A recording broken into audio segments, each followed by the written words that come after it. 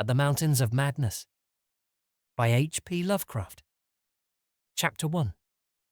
I am forced into speech because men of science have refused to follow my advice without knowing why. It is altogether against my will that I tell my reasons for opposing this contemplated invasion of the Antarctic, with its vast fossil hunt and its wholesale boring and melting of the ancient ice cap, and I am the more reluctant because my warning may be in vain. Doubt of the real facts, as I must reveal them, is inevitable. Yet if I suppressed what will seem extravagant and incredible, there would be nothing left. The hitherto withheld photographs, both ordinary and aerial, will count in my favour, for they are damnably vivid and graphic. Still, they will be doubted because of the great lengths to which clever fakery can be carried. The ink drawings, of course, will be jeered at as obvious impostures, notwithstanding a strangeness of technique which art experts ought to remark and puzzle over.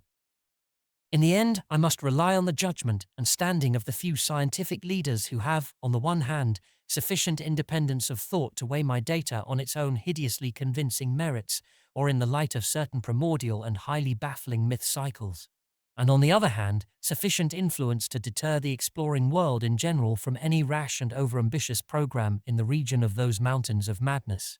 It is an unfortunate fact that relatively obscure men like myself and my associates, connected only with a small university, have little chance of making an impression where matters of a wildly bizarre or highly controversial nature are concerned.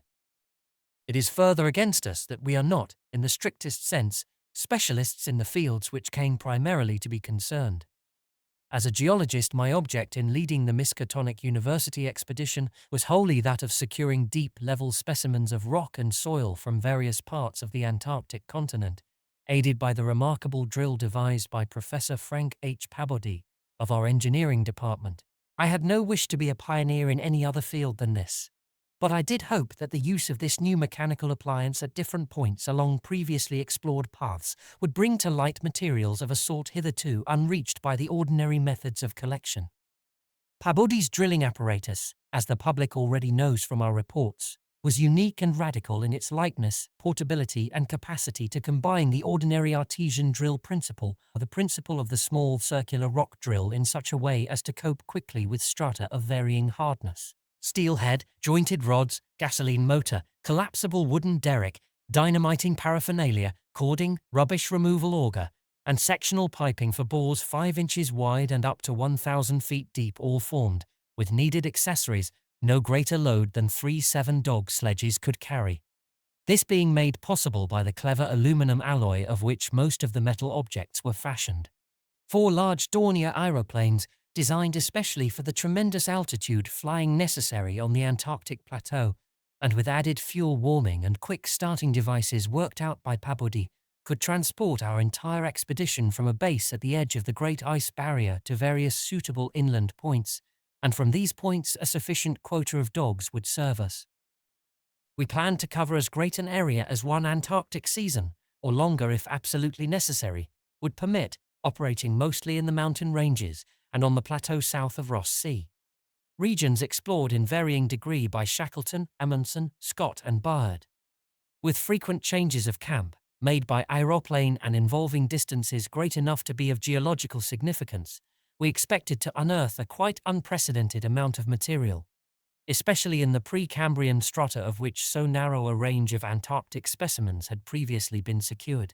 We wished also to obtain as great as possible a variety of the upper fossiliferous rocks, since the primal life history of this bleak realm of ice and death is of the highest importance to our knowledge of the Earth's past. That the Antarctic continent was once temperate and even tropical, with a teeming vegetable and animal life of which the lichens, marine fauna, arachnida, and penguins of the northern edge are the only survivals, is a matter of common information, and we hope to expand that information in variety, accuracy, and detail. When a simple boring revealed fossiliferous signs, we would enlarge the aperture by blasting in order to get specimens of suitable size and condition. Our borings of varying depth according to the promise held out by the upper soil or rock were to be confined to exposed or nearly exposed land surfaces, these inevitably being slopes and ridges because of the 1 or 2 mile thickness of solid ice overlying the lower levels. We could not afford to waste drilling depth on any considerable amount of mere glaciation, Though Peabody had worked out a plan for sinking copper electrodes in thick clusters of borings and melting off limited areas of ice with current from a gasoline-driven dynamo, it is this plan, which we could not put into effect, except experimentally on an expedition such as ours, that the coming Starkweather Moor expedition proposes to follow despite the warnings I have issued since our return from the Antarctic. The public knows of the Miskatonic expedition through our frequent wireless reports to the Arkham Advertiser and Associated Press, and through the later articles of Peabody and myself. We consisted of 4 men from the university. Peabody, Lake of the Biology Department, Atwood of the Physics Department, also a meteorologist, and I representing geology and having nominal command, besides 16 assistants, 7 graduate students from Miskatonic and 9 skilled mechanics. Of these 16, 12 were qualified aeroplane pilots, all but 2 of whom were competent wireless operators. 8 of them understood navigation with compass and sextant, as did Peabody, Atwood, and I. In addition, of course, our 2 ships, wooden ex-whalers, reinforced for ice conditions and having auxiliary steam, were fully manned. The Nathaniel Derby Pickman Foundation, aided by a few special contributions, financed the expedition. Hence our preparations were extremely thorough despite the absence of great publicity. The dogs, sledges, machines, camp materials, and unassembled parts of our 5 planes were delivered in Boston, and there our ships were loaded. We were marvelously well equipped for our specific purposes, and in all matters pertaining to supplies, regimen, transportation, and camp construction we profited by the excellent example of our many recent and exceptionally brilliant predecessors. It was the unusual number and fame of these predecessors which made our own expedition, ample though it was, so little noticed by the world at large. As the newspapers told, we sailed from Boston Harbor on September 2, 1930, taking a leisurely course down the coast and through the Panama Canal, and stopping at Samoa and Hobart, Tasmania, at which latter place we took on final supplies. None of our exploring party had ever been in the polar regions before. Hence we all relied greatly on our ship captains, J.B. Douglas, commanding the brig Arkham, and serving as commander of the sea party, and Jorg Thorfinson, commanding the bark Miskatonic, both veteran whalers in Antarctic waters. As we left the inhabited world behind, the sun sank lower and lower in the north, and stayed longer and longer above the horizon each day. At about 62 degrees south latitude, we sighted our first icebergs, table-like objects with vertical sides, and just before reaching the Antarctic Circle, which we crossed on October 20 with appropriately quaint ceremonies, we were considerably troubled with field ice. The falling temperature bothered me considerably after our long voyage through the tropics, but I tried to brace up for the worse rigors to come. On many occasions, the curious atmospheric effects enchanted me vastly, these including a strikingly vivid mirage, the first I had ever seen, in which distant bergs became the battlements of unimaginable cosmic castles. Pushing through the ice, which was fortunately neither extensive nor thickly packed, we regained open water at south latitude 67 degrees, east longitude 175 degrees. On the morning of October 26, a strong land blink appeared on the south, and before noon we all felt a thrill of excitement at beholding a vast, lofty and snow-clad mountain chain which opened out and covered the whole vista ahead. At last we had encountered an outpost of the great unknown continent and its cryptic world of frozen death. These peaks were obviously the Admiralty Range discovered by Ross, and it would now be our task to round Cape Adare and sail down the east coast of Victoria Land to our contemplated base on the shore of McMurdo Sound at the foot of the volcano Erebus in south latitude 77 degrees 9 minutes. The last lap of the voyage was vivid and fancy-stirring, great barren peaks of mystery looming up constantly against the west, as the low northern sun of noon, or the still lower horizon grazing southern sun of midnight, poured its hazy reddish rays over the white snow, bluish ice and water lanes, and black bits of exposed granite slope. Through the desolate summits swept raging intermittent gusts of the terrible Antarctic wind, whose cadences sometimes held vague suggestions of a wild and half-sentient musical piping, with notes extending over a wide range, and which for some subconscious mnemonic reason seemed to me disquieting and even dimly terrible. Something about the scene reminded me of the strange and disturbing Asian paintings of Nicholas Roerich, and of the still stranger and more disturbing descriptions of the evilly fabled plateau of Leng, which occur in the dreaded Necronomicon of the mad Arab Abdul al-Hazred. I was rather sorry later on that I had ever looked into that monstrous book at the college library. On the 7th of November, sight of the westward range having been temporarily lost, we passed Franklin Island, and the next day descried the cones of Mountain Erebus and Terror on Ross Island ahead, with the long line of the Parry Mountains beyond. There now stretched off to the east the low, white line of the Great Ice Barrier, rising perpendicularly to a height of 200 feet like the rocky cliffs of Quebec and marking the end of southward navigation.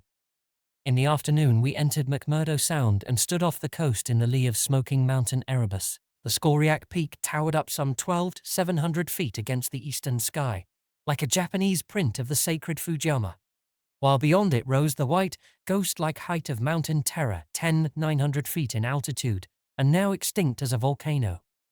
Puffs of smoke from Erebus came intermittently, and one of the graduate assistants, a brilliant young fellow named Danforth, pointed out what looked like lava on the snowy slope, remarking that this mountain, discovered in 1840, had undoubtedly been the source of Poe's image when he wrote 7 years later of the lavas that restlessly roll, their sulphurous currents down Yonok, in the ultimate climes of the pole, that groan as they roll down Mount Yonok, in the realms of the boreal pole.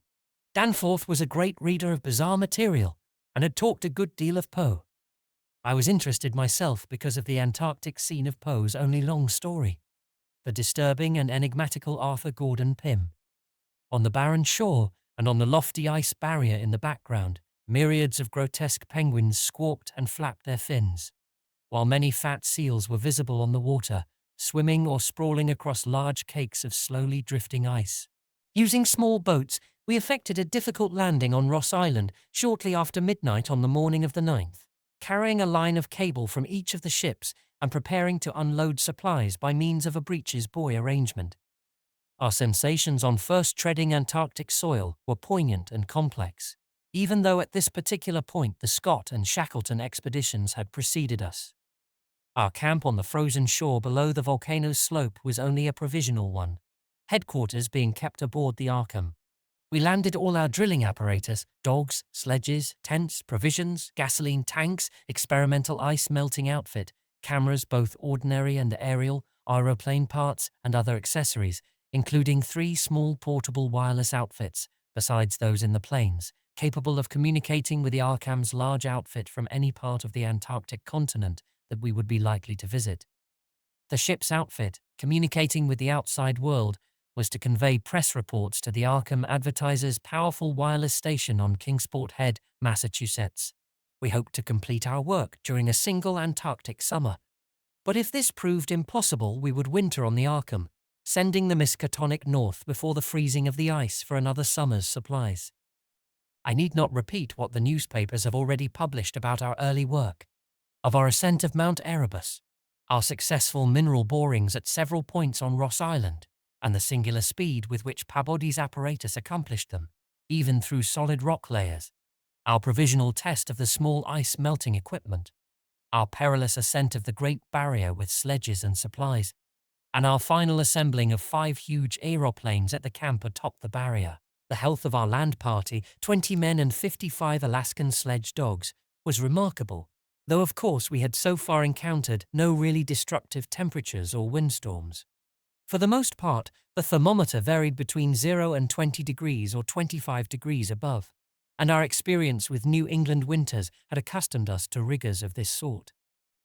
The barrier camp was semi-permanent and destined to be a storage cache for gasoline, provisions, dynamite, and other supplies.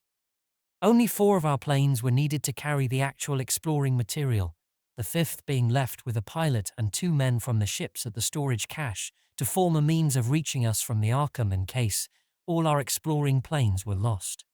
Later, when not using all the other planes for moving apparatus, we would employ 1 or 2 in a shuttle transportation service between this cache and another permanent base on the Great Plateau from 600 to 700 miles southward, beyond Beardmore Glacier. Despite the almost unanimous accounts of appalling winds and tempests that pour down from the plateau, we determined to dispense with intermediate bases, taking our chances in the interest of economy and probable efficiency. Wireless reports have spoken of the breathtaking 4-hour non-stop flight of our squadron on November 21 over the lofty shelf ice, with vast peaks rising on the west and the unfathomed silences echoing to the sound of our engines. Wind troubled us only moderately, and our radio compasses helped us through the one opaque fog we encountered. When the vast rise loomed ahead between latitudes 83 degrees and 84 degrees, we knew we had reached Beardmore Glacier, the largest valley glacier in the world, and that the frozen sea was now giving place to a frowning and mountainous coastline. At last we were truly entering the white, eon-dead world of the ultimate south, and even as we realized it, we saw the peak of Mount Nansen in the eastern distance, towering up to its height of almost 15,000 feet. The successful establishment of the southern base above the glacier in latitude 86 degrees 7 minutes, east longitude 174 degrees 23 minutes, and the phenomenally rapid and effective borings and blastings made at various points reached by our sledge trips and short aeroplane flights are matters of history. As is the arduous and triumphant ascent of Mountain Nansen by Pabodie and two of the graduate students, Jedney and Carroll, on December 13-15. We were some 8,500 feet above sea level, and when experimental drillings revealed solid ground only 12 feet down through the snow and ice at certain points, we made considerable use of the small melting apparatus and sunk bores and performed dynamiting at many places where no previous explorer had ever thought of securing mineral specimens. The pre-Cambrian granites and beacon sandstones thus obtained confirmed our belief that this plateau was homogeneous with the great bulk of the continent to the west, but somewhat different from the parts lying eastward below South America, which we then thought to form a separate and smaller continent divided from the larger one by a frozen junction of Ross and Weddell seas, though Bird has since disproved the hypothesis. In certain of the sandstones, dynamited and chiseled after boring revealed their nature, we found some highly interesting fossil markings and fragments, notably ferns, seaweeds, trilobites, crinoids and such mollusks as lingulae and gastropods, all of which seemed of real significance in connection with the region's primordial history. There was also a queer triangular, striated marking about a foot in greatest diameter, which Lake pieced together from 3 fragments of slate brought up from a deep blasted aperture. These fragments came from a point to the westward, near the Queen Alexandra Range, and Lake, as a biologist, seemed to find their curious marking unusually puzzling and provocative, though to my geological eye it looked not unlike some of the ripple effects reasonably common in the sedimentary rocks.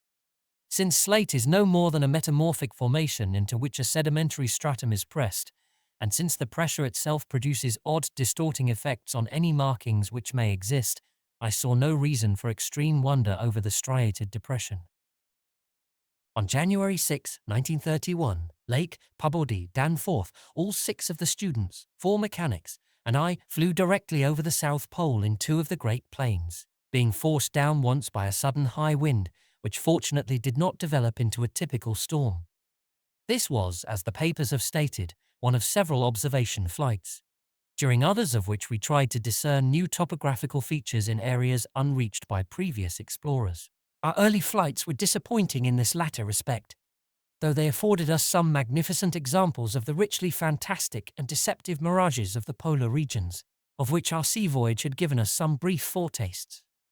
Distant mountains floated in the sky as enchanted cities, and often the whole white world would dissolve into a gold, silver, and scarlet land of Dunsanian dreams and adventurous expectancy, under the magic of the low midnight sun.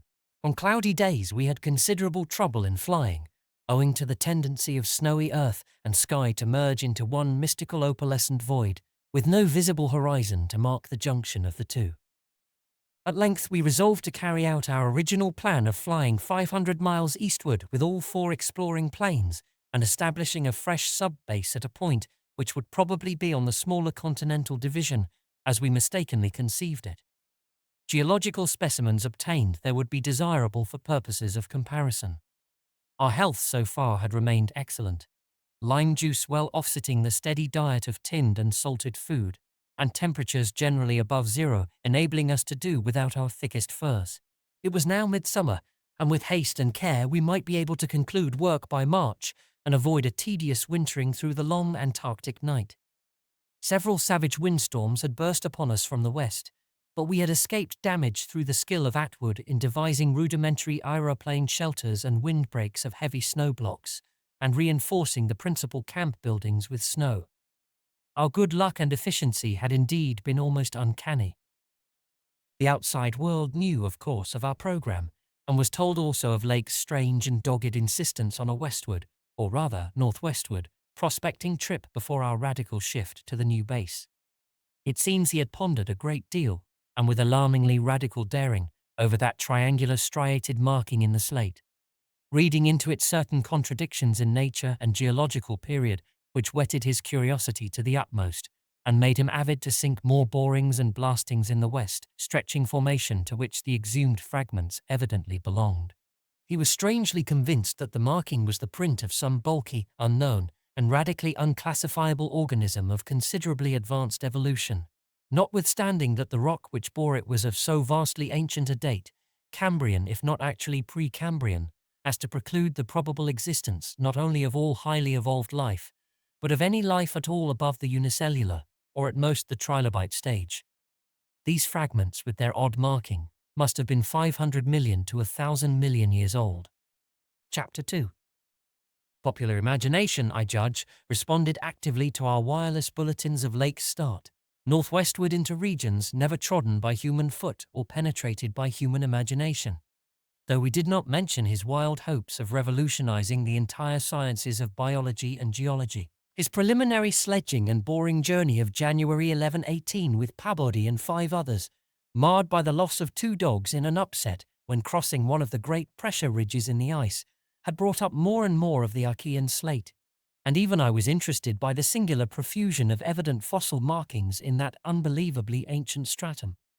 These markings, however, were of very primitive life forms involving no great paradox, except that any life forms should occur in rock as definitely Precambrian as this seemed to be. Hence I still failed to see the good sense of Lake's demand for an interlude in our time-saving program, an interlude requiring the use of all 4 planes, many men, and the whole of the expedition's mechanical apparatus. I did not, in the end, veto the plan, though I decided not to accompany the northwestward party despite Lake's plea for my geological advice. While they were gone, I would remain at the base with Pabodie and 5 men and work out final plans for the eastward shift. In preparation for this transfer, one of the planes had begun to move up a good gasoline supply from McMurdo Sound, but this could wait temporarily. I kept with me 1 sledge and 9 dogs, since it is unwise to be at any time without possible transportation in an utterly tenantless world of eon-long death. Lake's sub-expedition into the unknown, as everyone will recall, sent out its own reports from the short-wave transmitters on the plains, these being simultaneously picked up by our apparatus at the southern base and by the Arkham at McMurdo Sound, whence they were relayed to the outside world on wavelengths up to 50 meters. The start was made January 22 at 4 a.m., and the first wireless message we received came only 2 hours later, when Lake spoke of descending and starting a small-scale ice melting and bore at a point some 300 miles away from us. 6 hours after that, a second and very excited message told of the frantic, beaver-like work whereby a shallow shaft had been sunk and blasted, culminating in the discovery of slate fragments with several markings approximately like the one which had caused the original puzzlement. 3 hours later, a brief bulletin announced the resumption of the flight in the teeth of a raw and piercing gale, and when I dispatched a message of protest against further hazards, Lake replied curtly that his new specimens made any hazard worth taking. I saw that his excitement had reached the point of mutiny, and that I could do nothing to check this headlong risk of the whole expedition's success. But it was appalling to think of his plunging deeper and deeper into that treacherous and sinister white immensity of tempests and unfathomed mysteries which stretched off for some 1,500 miles to the half-known, half-suspected coastline of Queen Mary and Knox Lands. Then, in about an hour and a half more, came that doubly excited message from Lake's moving plane, which almost reversed my sentiments and made me wish I had accompanied the party. 10:05 p.m. on the wing. After snowstorm, have spied mountain range ahead higher than any hitherto seen. May equal Himalayas allowing for height of plateau. Probable latitude 76 degrees 15 minutes, longitude 113 degrees 10 minutes east. Reach as far as can see to right and left. Suspicion of 2 smoking cones. All peaks black and bare of snow. Gale blowing off them impedes navigation. After that pabodie the men, and I hung breathlessly over the receiver. Thought of this titanic mountain rampart 700 miles away inflamed our deepest sense of adventure, and we rejoiced that our expedition, if not ourselves personally, had been its discoverers. In half an hour Lake called us again. Moulton's plane forced down on plateau in foothills, but nobody hurt and perhaps can repair. Shall transfer essentials to other 3 for return or further moves if necessary, but no more heavy plane travel needed just now. Mountains surpass anything in imagination. I'm going up scouting in Carroll's plane, with all weight out. You can't imagine anything like this. Highest peaks must go over 35,000 feet. Everest out of the running. Atwood to work out height with theodolite while Carroll and I go up. Probably wrong about cones for formations look stratified. Possibly pre-Cambrian slate with other strata mixed in. Queer skyline effects, regular sections of cubes clinging to highest peaks. Whole thing marvelous in red gold light of low sun. Like land of mystery in a dream or gateway to forbidden world of untrodden wonder. Wish you were here to study. Though it was technically sleeping time, not one of us listeners thought for a moment of retiring. It must have been a good deal the same at McMurdo Sound, where the supply cache and the Arkham were also getting the messages. For Captain Douglas gave out a call congratulating everybody on the important find, and Sherman, the cache operator, seconded his sentiments. We were sorry, of course, about the damaged aeroplane, but hoped it could be easily mended. Then, at 11 p.m., came another call from Lake. Up with Carroll over highest foothills. Don't dare try really tall peaks in present weather, but shall later. Frightful work climbing, and hard going at this altitude, but worth it. Great range fairly solid, hence can't get any glimpses beyond. Main summits exceed Himalayas, and very queer. Range looks like pre-Cambrian slate, with plain signs of many other upheaved strata. Was wrong about volcanism. Goes farther in either direction than we can see. Swept clear of snow above about 21,000 feet. Odd formations on slopes of highest mountains. Great low square blocks with exactly vertical sides, and rectangular lines of low vertical ramparts, like the old Asian castles clinging to steep mountains in Rorich's paintings. Impressive from distance. Flew close to some, and Carroll thought they were formed of smaller separate pieces, but that is probably weathering. Most edges crumbled and rounded off as if exposed to storms and climate changes for millions of years. Parts, especially upper parts, seemed to be of lighter coloured rock than any visible strata on slopes proper, hence an evidently crystalline origin. Close flying shows many cave mouths, some unusually regular in outline, square or semicircular. You must come and investigate. Think I saw ramparts squarely on top of one peak. Height seems about 30,000 to 35,000 feet. I'm up 21,500 myself in devilish gnawing cold. Wind whistles and pipes through passes and in and out of caves, but no flying danger so far. From then on for another half-hour Lake kept up a running fire of comment and expressed his intention of climbing some of the peaks on foot. I replied that I would join him as soon as he could send a plane, and that Pabodie and I would work out the best gasoline plan, just where and how to concentrate our supply in view of the expedition's altered character.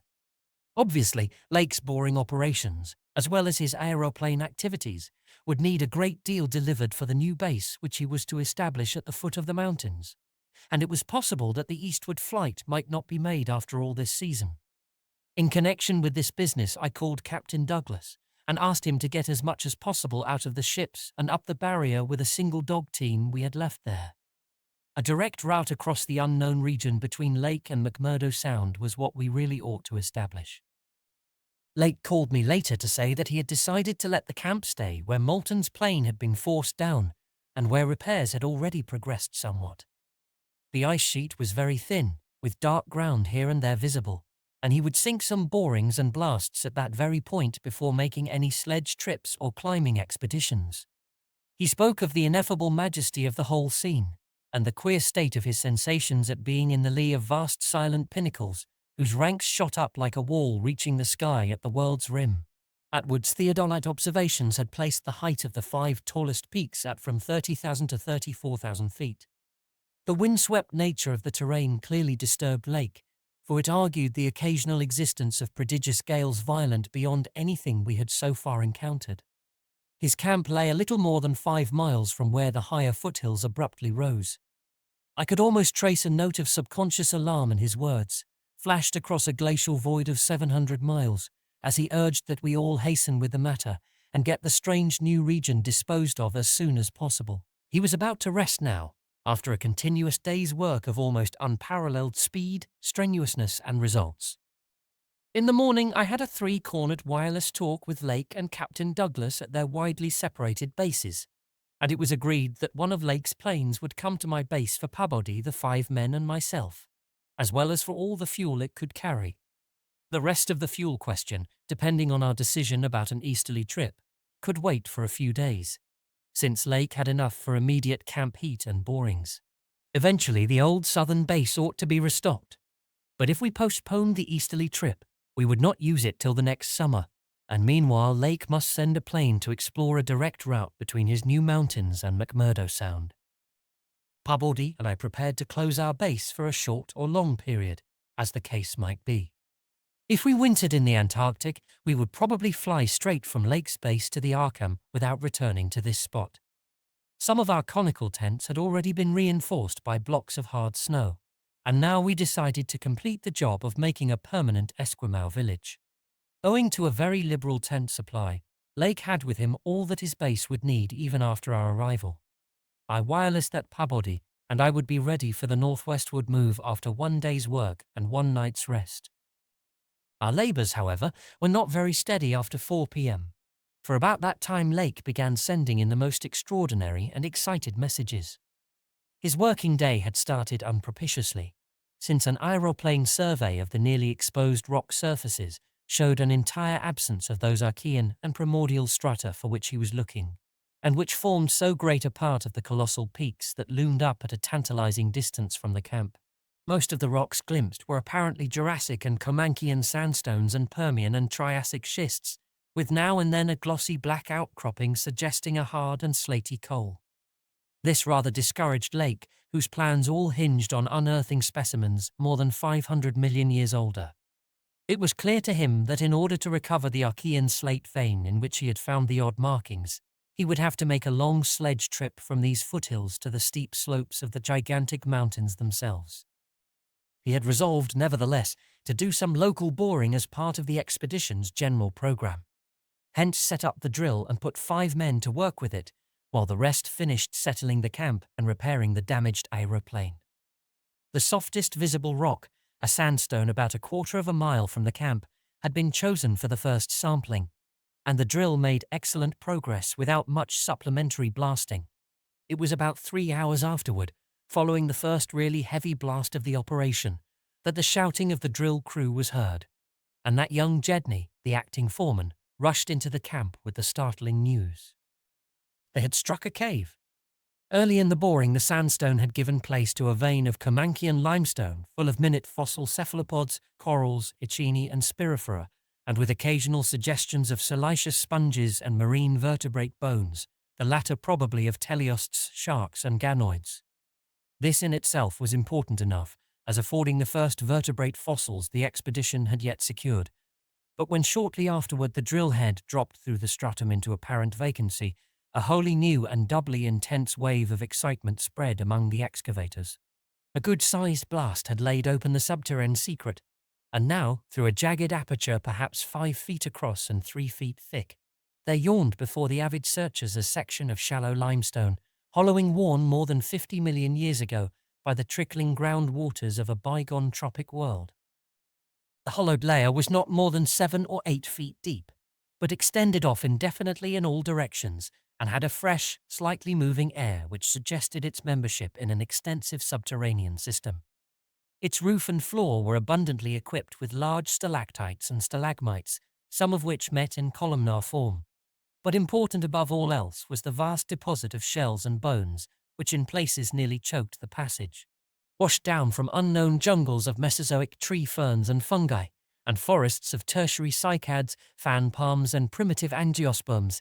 This osseous medley contained representatives of more Cretaceous, Eocene, and other animal species than the greatest paleontologist could have counted or classified in a year.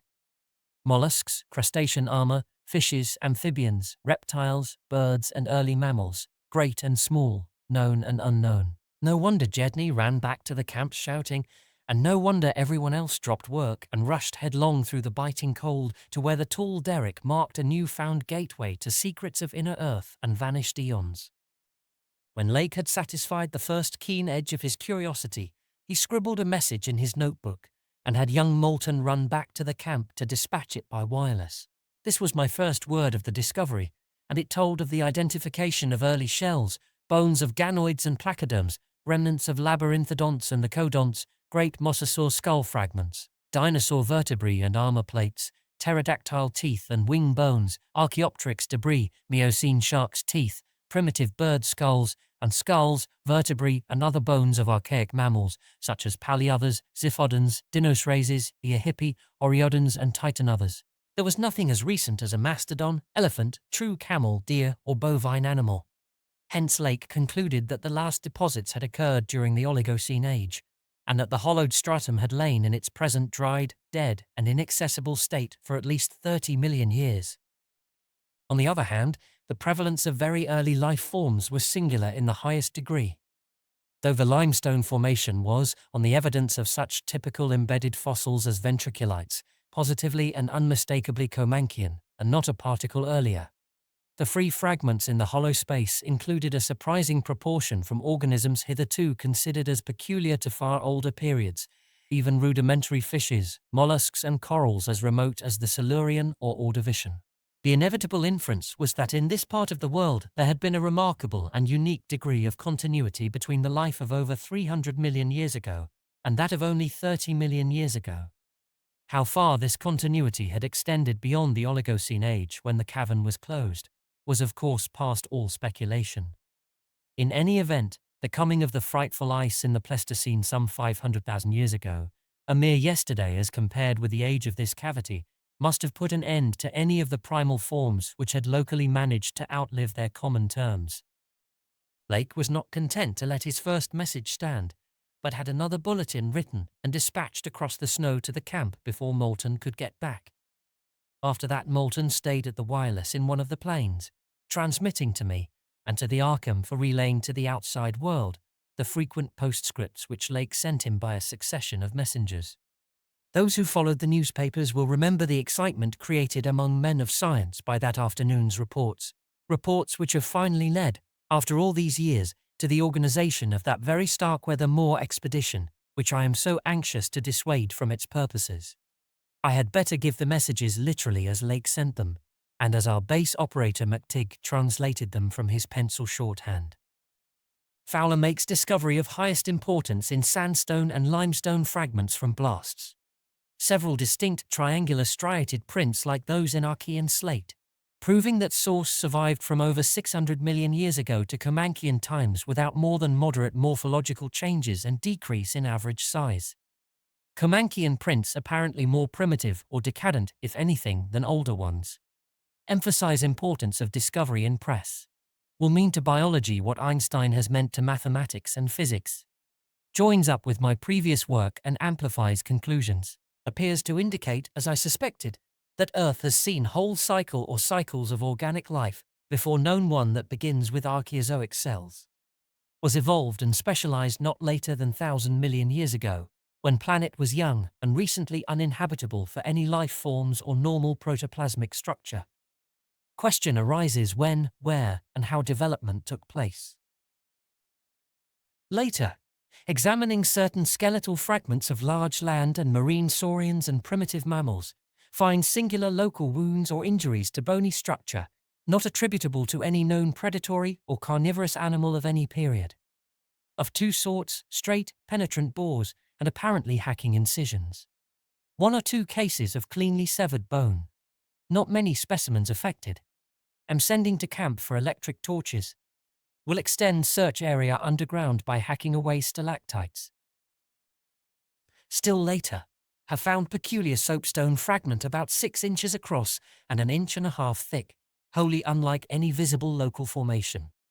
Greenish, but no evidences to place its period. Has curious smoothness and regularity.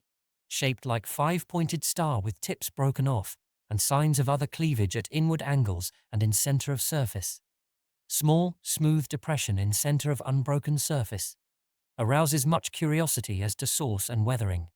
Probably some freak of water action. Carroll, with magnifier, thinks he can make out additional markings of geologic significance. Groups of tiny dots in regular patterns. Dogs growing uneasy as we work and seem to hate this soapstone. Must see if it has any peculiar odor. We'll report again when Mills gets back with light and we start on underground area. 10:15 p.m. Important discovery. Orendorff and Watkins, working underground at 9:45 with light, found monstrous barrel-shaped fossil of wholly unknown nature. Probably vegetable unless overgrown specimen of unknown marine radiata. Tissue evidently preserved by mineral salts. Tough as leather, but astonishing flexibility retained in places. Marks of broken off parts at ends and around sides. 6 feet end to end, 3-5 feet central diameter, tapering to 1 foot at each end. Like a barrel with 5 bulging ridges in place of staves. Lateral breakages, as of thinnish stalks, are at equator in middle of these ridges. In furrows between ridges are curious growths. Combs or wings that fold up and spread out like fans. All greatly damaged but one, which gives almost 7-foot wing spread. Arrangement reminds one of certain monsters of primal myth, especially fabled elder things in Necronomicon.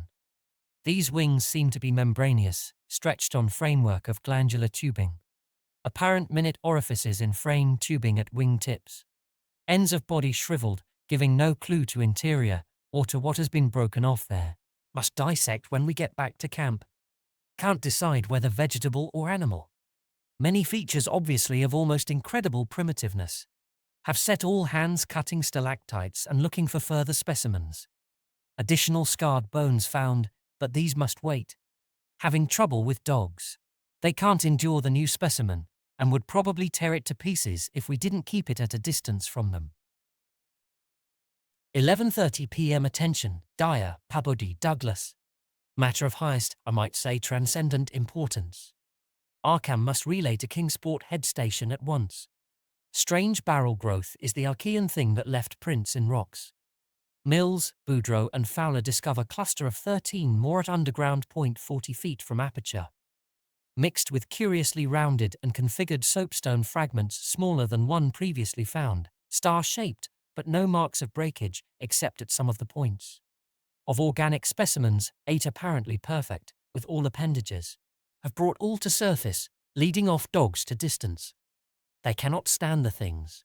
Give close attention to description and repeat back for accuracy. Papers must get this right. Objects are 8 feet long all over. 6'5" ridged barrel torso, 3-5 feet central diameter, 1 foot end diameters. Dark grey, flexible and infinitely tough. 7-foot membranous wings of same color, found folded, spread out of furrows between ridges. Wing framework tubular or glandular of lighter grey, with orifices at wing tips. Spread wings have serrated edge.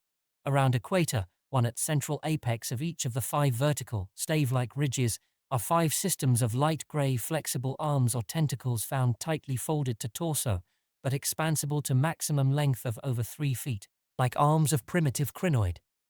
Single stalks 3 inches diameter branch after 6 inches into 5 sub-stalks, each of which branches after 8 inches into 5 small, tapering tentacles or tendrils, giving each stalk a total of 25 tentacles.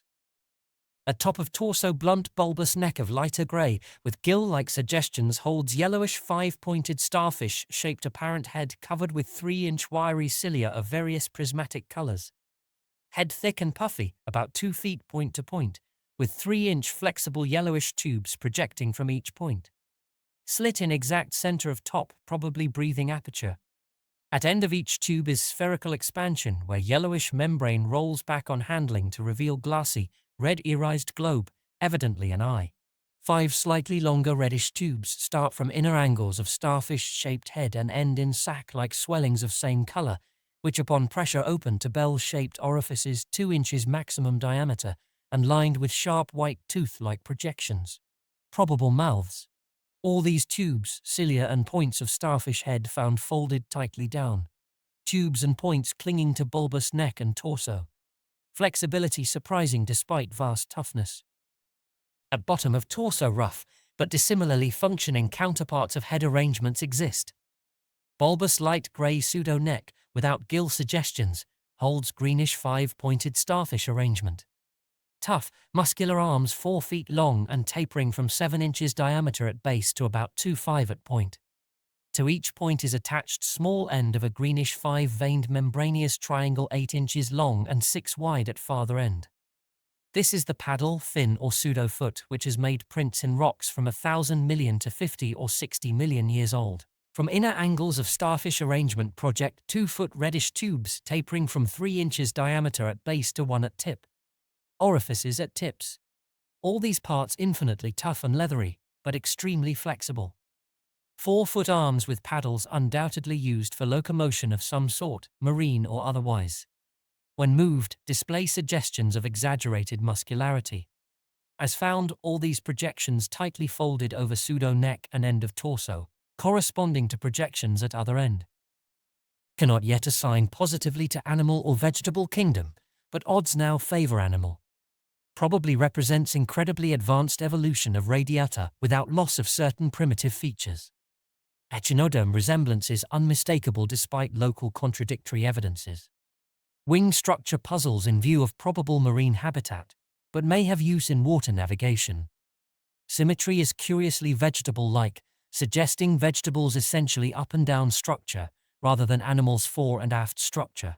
Fabulously early date of evolution, preceding even simplest Archean protozoa hitherto known, baffles all conjecture as to origin. Complete specimens have such uncanny resemblance to certain creatures of primal myth that suggestion of ancient existence outside Antarctic becomes inevitable. Dyer and Pabodie have read Necronomicon and seen Clark Ashton Smith's nightmare paintings based on text, and will understand when I speak of elder things supposed to have created all Earth life as jest or mistake. Students have always thought conception formed from morbid imaginative treatment of very ancient tropical radiata. Also like prehistoric folklore things Wilmarth has spoken of, Cthulhu cult appendages, etc. Vast field of study opened. Deposits probably of late Cretaceous or early Eocene period, judging from associated specimens. Massive stalagmites deposited above them. Hard work hewing out, but toughness prevented damage. State of preservation miraculous, evidently owing to limestone action. No more found so far, but will resume search later. Job now to get 14 huge specimens to camp without dogs, which bark furiously and can't be trusted near them. With 9 men, 3 left to guard the dogs, we ought to manage the 3 sledges fairly well, though wind is bad. Must establish plane communication with McMurdo Sound and begin shipping material. But I've got to dissect one of these things before we take any rest. Wish I had a real laboratory here. Dyer better kick himself for having tried to stop my westward trip. First the world's greatest mountains, and then this. If this last isn't the high spot of the expedition, I don't know what is. We're made scientifically. Congrats Pabodie on the drill that opened up the cave. Now will Arkham please repeat description. The sensations of Pabodie and myself at receipt of this report were almost beyond description, nor were our companions much behind us in enthusiasm. McTigg, who had hastily translated a few high spots as they came from the droning receiving set, wrote out the entire message from his shorthand version as soon as Lake's operator signed off. All appreciated the epoch-making significance of the discovery, and I sent Lake congratulations as soon as the Arkham's operator had repeated back the descriptive parts as requested, and my example was followed by Sherman from his station at the McMurdo Sound Supply cache, as well as by Captain Douglas of the Arkham. Later, as head of the expedition, I added some remarks to be relayed through the Arkham to the outside world. Of course, rest was an absurd thought amidst this excitement, and my only wish was to get to Lake's camp as quickly as I could. It disappointed me when he sent word that a rising mountain gale made early aerial travel impossible. But within an hour and a half interest again rose to banished disappointment. Lake was sending more messages and told of the completely successful transportation of the 14 great specimens to the camp. It had been a hard pull, for the things were surprisingly heavy, but 9 men had accomplished it very neatly. Now some of the party were hurriedly building a snow corral at a safe distance from the camp, to which the dogs could be brought for greater convenience in feeding. The specimens were laid out on the hard snow near the camp, save for one on which Lake was making crude attempts at dissection. This dissection seemed to be a greater task than had been expected, for despite the heat of a gasoline stove in the newly raised laboratory tent, the deceptively flexible tissues of the chosen specimen, a powerful and intact one, lost nothing of their more than leathery toughness. Lake was puzzled as to how he might make the requisite incisions without violence destructive enough to upset all the structural niceties he was looking for. He had, it is true, 7 more perfect specimens, but these were too few to use up recklessly, unless the cave might later yield an unlimited supply. Accordingly, he removed the specimen and dragged in one which, though having remnants of the starfish arrangements at both ends, was badly crushed and partly disrupted along one of the great torso furrows. Results, quickly reported over the wireless, were baffling and provocative indeed. Nothing like delicacy or accuracy was possible with instruments hardly able to cut the anomalous tissue, but the little that was achieved left us all awed and bewildered. Existing biology would have to be wholly revised, for this thing was no product of any cell growth science knows about. There had been scarcely any mineral replacement, and despite an age of perhaps 40 million years, the internal organs were wholly intact. The leathery, undeteriorative, and almost indestructible quality was an inherent attribute of the thing's form of organization, and pertained to some Paleogean cycle of invertebrate evolution utterly beyond our powers of speculation. At first all that Lake found was dry, but as the heated tent produced its thawing effect, organic moisture of pungent and offensive odor was encountered toward the thing's uninjured side. It was not blood, but a thick, dark green fluid apparently answering the same purpose. By the time Lake reached this stage, all 37 dogs had been brought to the still uncompleted corral near the camp, and even at that distance set up a savage barking and show of restlessness at the acrid, diffusive smell. Far from helping to place the strange entity, this provisional dissection merely deepened its mystery. All guesses about its external members had been correct, and on the evidence of these one could hardly hesitate to call the thing animal. But internal inspection brought up so many vegetable evidences that Lake was left hopelessly at sea. It had digestion and circulation, and eliminated waste matter through the reddish tubes of its starfish-shaped base. Cursorily, one would say that its respiratory apparatus handled oxygen rather than carbon dioxide, and there were odd evidences of air storage chambers and methods of shifting respiration from the external orifice to at least 2 other fully developed breathing systems, gills and pores. Clearly, it was amphibian and probably adapted to long airless hibernation periods as well. Vocal organs seemed present in connection with the main respiratory system, but they presented anomalies beyond immediate solution. Articulate speech, in the sense of syllable utterance, seemed barely conceivable, but musical piping notes covering a wide range were highly probable. The muscular system was almost preternaturally developed. The nervous system was so complex and highly developed as to leave Lake aghast. Though excessively primitive and archaic in some respects, the thing had a set of ganglial centers and connectives arguing the very extremes of specialized development. Its 5-lobed brain was surprisingly advanced, and there were signs of a sensory equipment, served in part through the wiry cilia of the head, involving factors alien to any other terrestrial organism. Probably it had more than 5 senses, so that its habits could not be predicted from any existing analogy. It must, Lake thought, have been a creature of keen sensitiveness and delicately differentiated functions in its primal world, much like the ants and bees of today.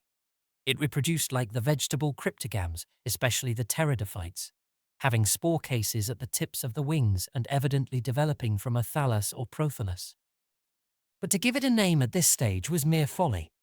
It looked like a radiate, but was clearly something more.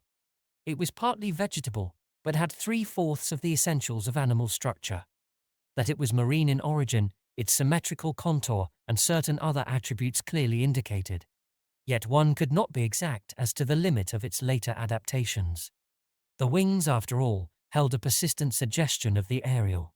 How it could have undergone its tremendously complex evolution on a newborn Earth in time to leave prints in Archean rocks was so far beyond conception as to make Lake whimsically recall the primal myths about great old ones who filtered down from the stars and concocted Earth life as a joke or mistake, and the wild tales of cosmic hill things from outside told by a folklorist colleague in Miss Tectonics' English department. Naturally, he considered the possibility of the pre-Cambrian prints, having been made by a less evolved ancestor of the present specimens, but quickly rejected this too facile theory upon considering the advanced structural qualities of the older fossils. If anything, the later contours showed decadence rather than higher evolution. The size of the pseudo-feet had decreased, and the whole morphology seemed coarsened and simplified. Moreover, the nerves and organs just examined held singular suggestions of retrogression from forms still more complex. Atrophied and vestigial parts were surprisingly prevalent. Altogether, little could be said to have been solved, and Lake fell back on mythology for a provisional name, jocosely dubbing his finds the Elder Ones. At about 2:30 a.m., having decided to postpone further work and get a little rest, he covered the dissected organism with a tarpaulin, emerged from the laboratory tent, and studied the intact specimens with renewed interest. The ceaseless Antarctic sun had begun to limber up their tissues a trifle, so that the head points and tubes of 2 or 3 showed signs of unfolding, but Lake did not believe there was any danger of immediate decomposition in the almost sub-zero air. He did, however, move all the undissected specimens closer together and throw a spare tent over them in order to keep off the direct solar rays. That would also help to keep their possible scent away from the dogs, whose hostile unrest was really becoming a problem even at their substantial distance and behind the higher and higher snow walls, which an increased quota of the men were hastening to raise around their quarters. He had to weight down the corners of the tent cloth with heavy blocks of snow to hold it in place amidst the rising gale, for the Titan Mountains seemed about to deliver some gravely severe blasts.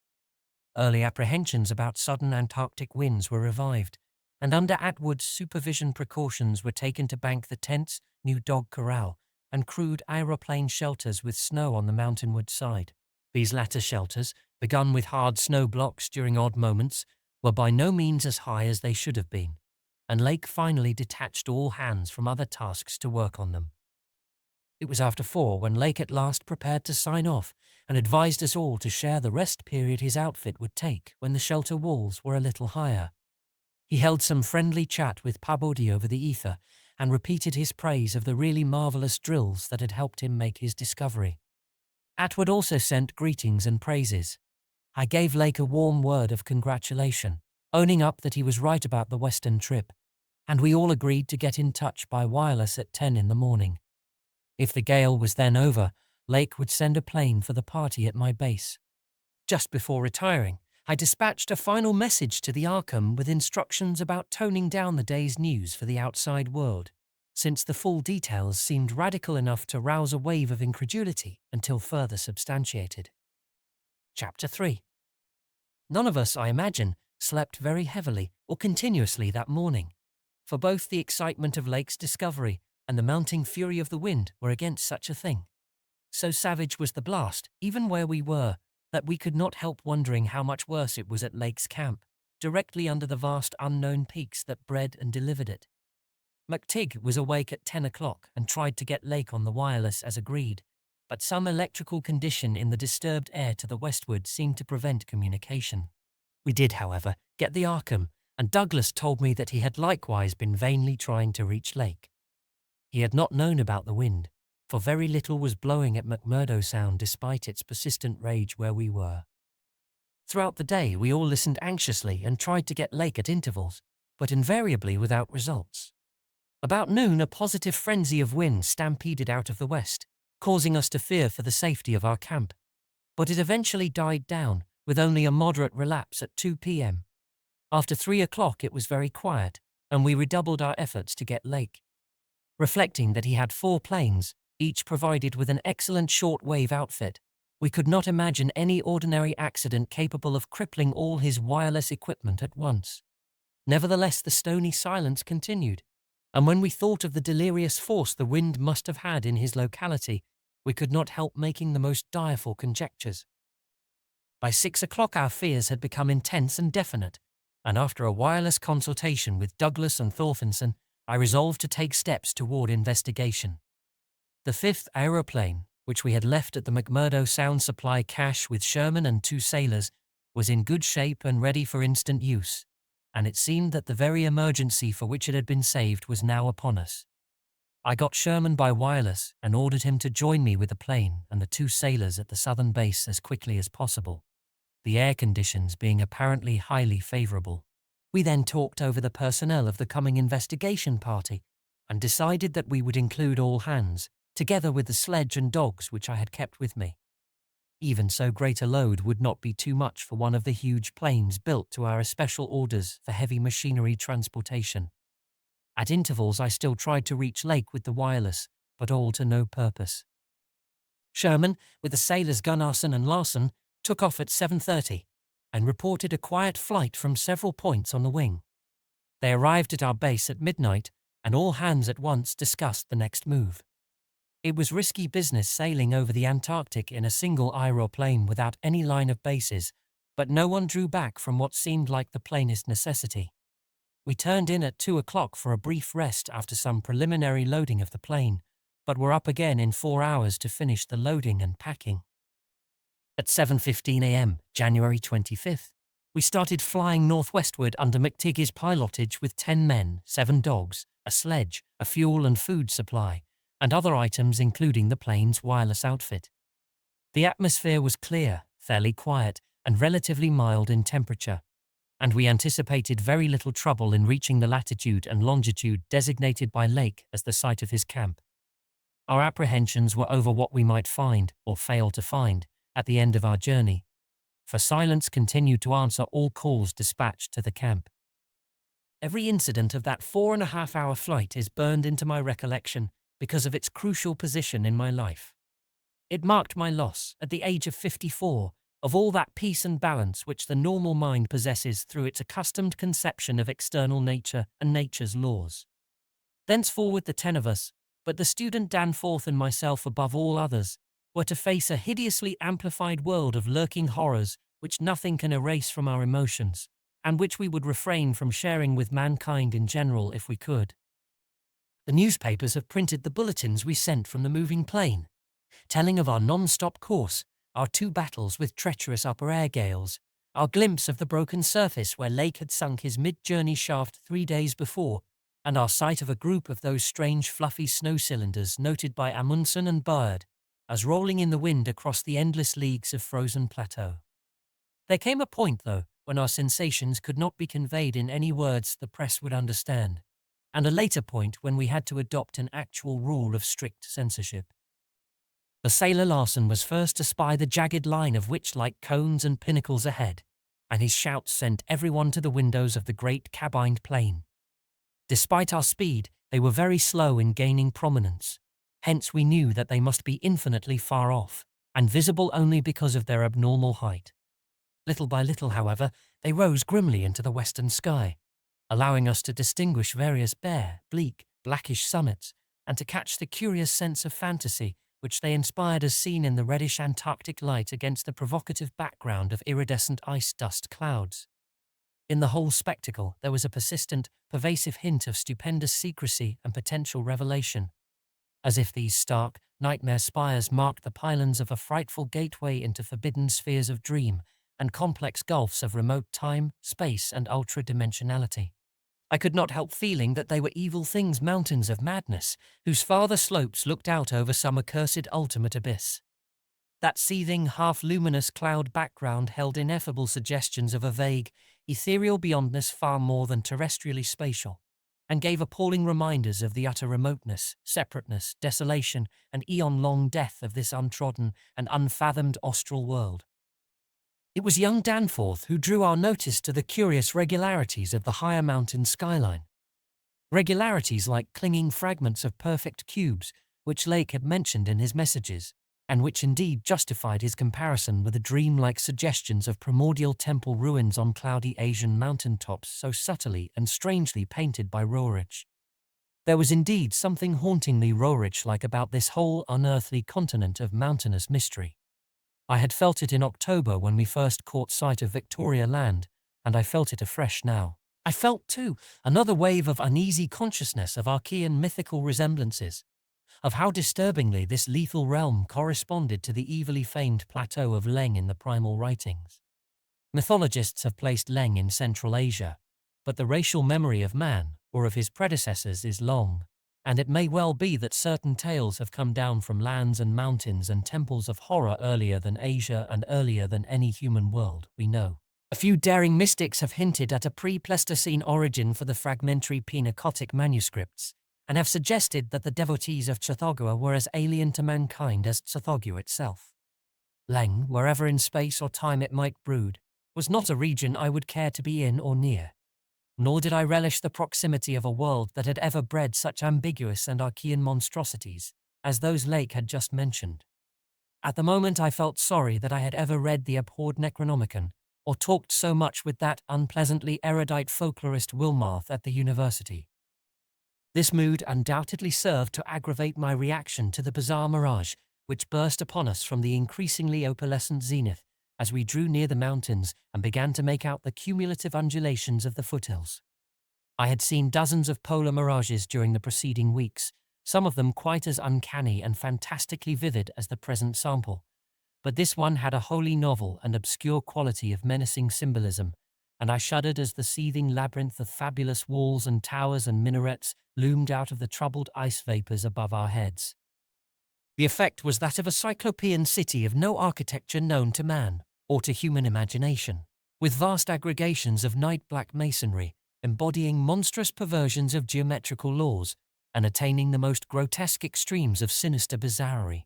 There were truncated cones, sometimes terraced or fluted, surmounted by tall cylindrical shafts here and there bulbously enlarged, and often capped with tiers of thinnish scalloped discs, and strange, beetling table-like constructions suggesting piles of multitudinous rectangular slabs or circular plates or five-pointed stars with each one overlapping the one beneath. There were composite cones and pyramids either alone or surmounting cylinders or cubes or flatter truncated cones and pyramids, and occasional needle-like spires in curious clusters of five. All of these febrile structures seemed knit together by tubular bridges crossing from one to the other at various dizzy heights, and the implied scale of the whole was terrifying and oppressive in its sheer giganticism. The general type of mirage was not unlike some of the wilder forms observed and drawn by the Arctic whaler Scoresby in 1820. But at this time and place, with those dark, unknown mountain peaks soaring stupendously ahead, that anomalous elder world discovery in our minds, and the pall of probable disaster enveloping the greater part of our expedition, we all seemed to find in it a taint of latent malignity and infinitely evil portent. I was glad when the mirage began to break up, though in the process the various nightmare turrets and cones assumed distorted temporary forms of even vaster hideousness. As the whole illusion dissolved to churning opalescence, we began to look earthward again, and saw that our journey's end was not far off.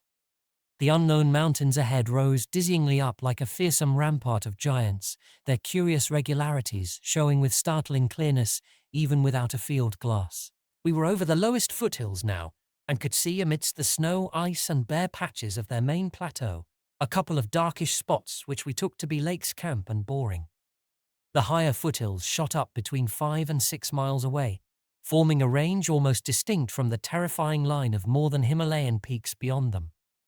At length Ropes, the student who had relieved McTigg at the controls, began to head downward toward the left-hand dark spot whose size marked it as the camp. As he did so, McTigg sent out the last uncensored wireless message the world was to receive from our expedition. Everyone, of course, has read the brief and unsatisfying bulletins of the rest of our Antarctic sojourn. Some hours after our landing, we sent a guarded report of the tragedy we found, and reluctantly announced the wiping out of the whole lake party by the frightful wind of the preceding day, or of the night before that. 11 known dead, young Jedney missing. People pardoned our hazy lack of details through realization of the shock the sad event must have caused us, and believed us when we explained that the mangling action of the wind had rendered all 11 bodies unsuitable for transportation outside. Indeed, I flatter myself that even in the midst of our distress, utter bewilderment, and soul-clutching horror, we scarcely went beyond the truth in any specific instance. The tremendous significance lies in what we dared not tell, what I would not tell now, but for the need of warning others off from nameless terrors. It is a fact that the wind had wrought dreadful havoc. Whether all could have lived through it, even without the other thing, is gravely open to doubt.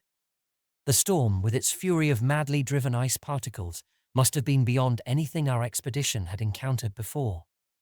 One aeroplane shelter, all it seems, had been left in a far too flimsy and inadequate state, was nearly pulverized, and the derrick at the distant boring was entirely shaken to pieces.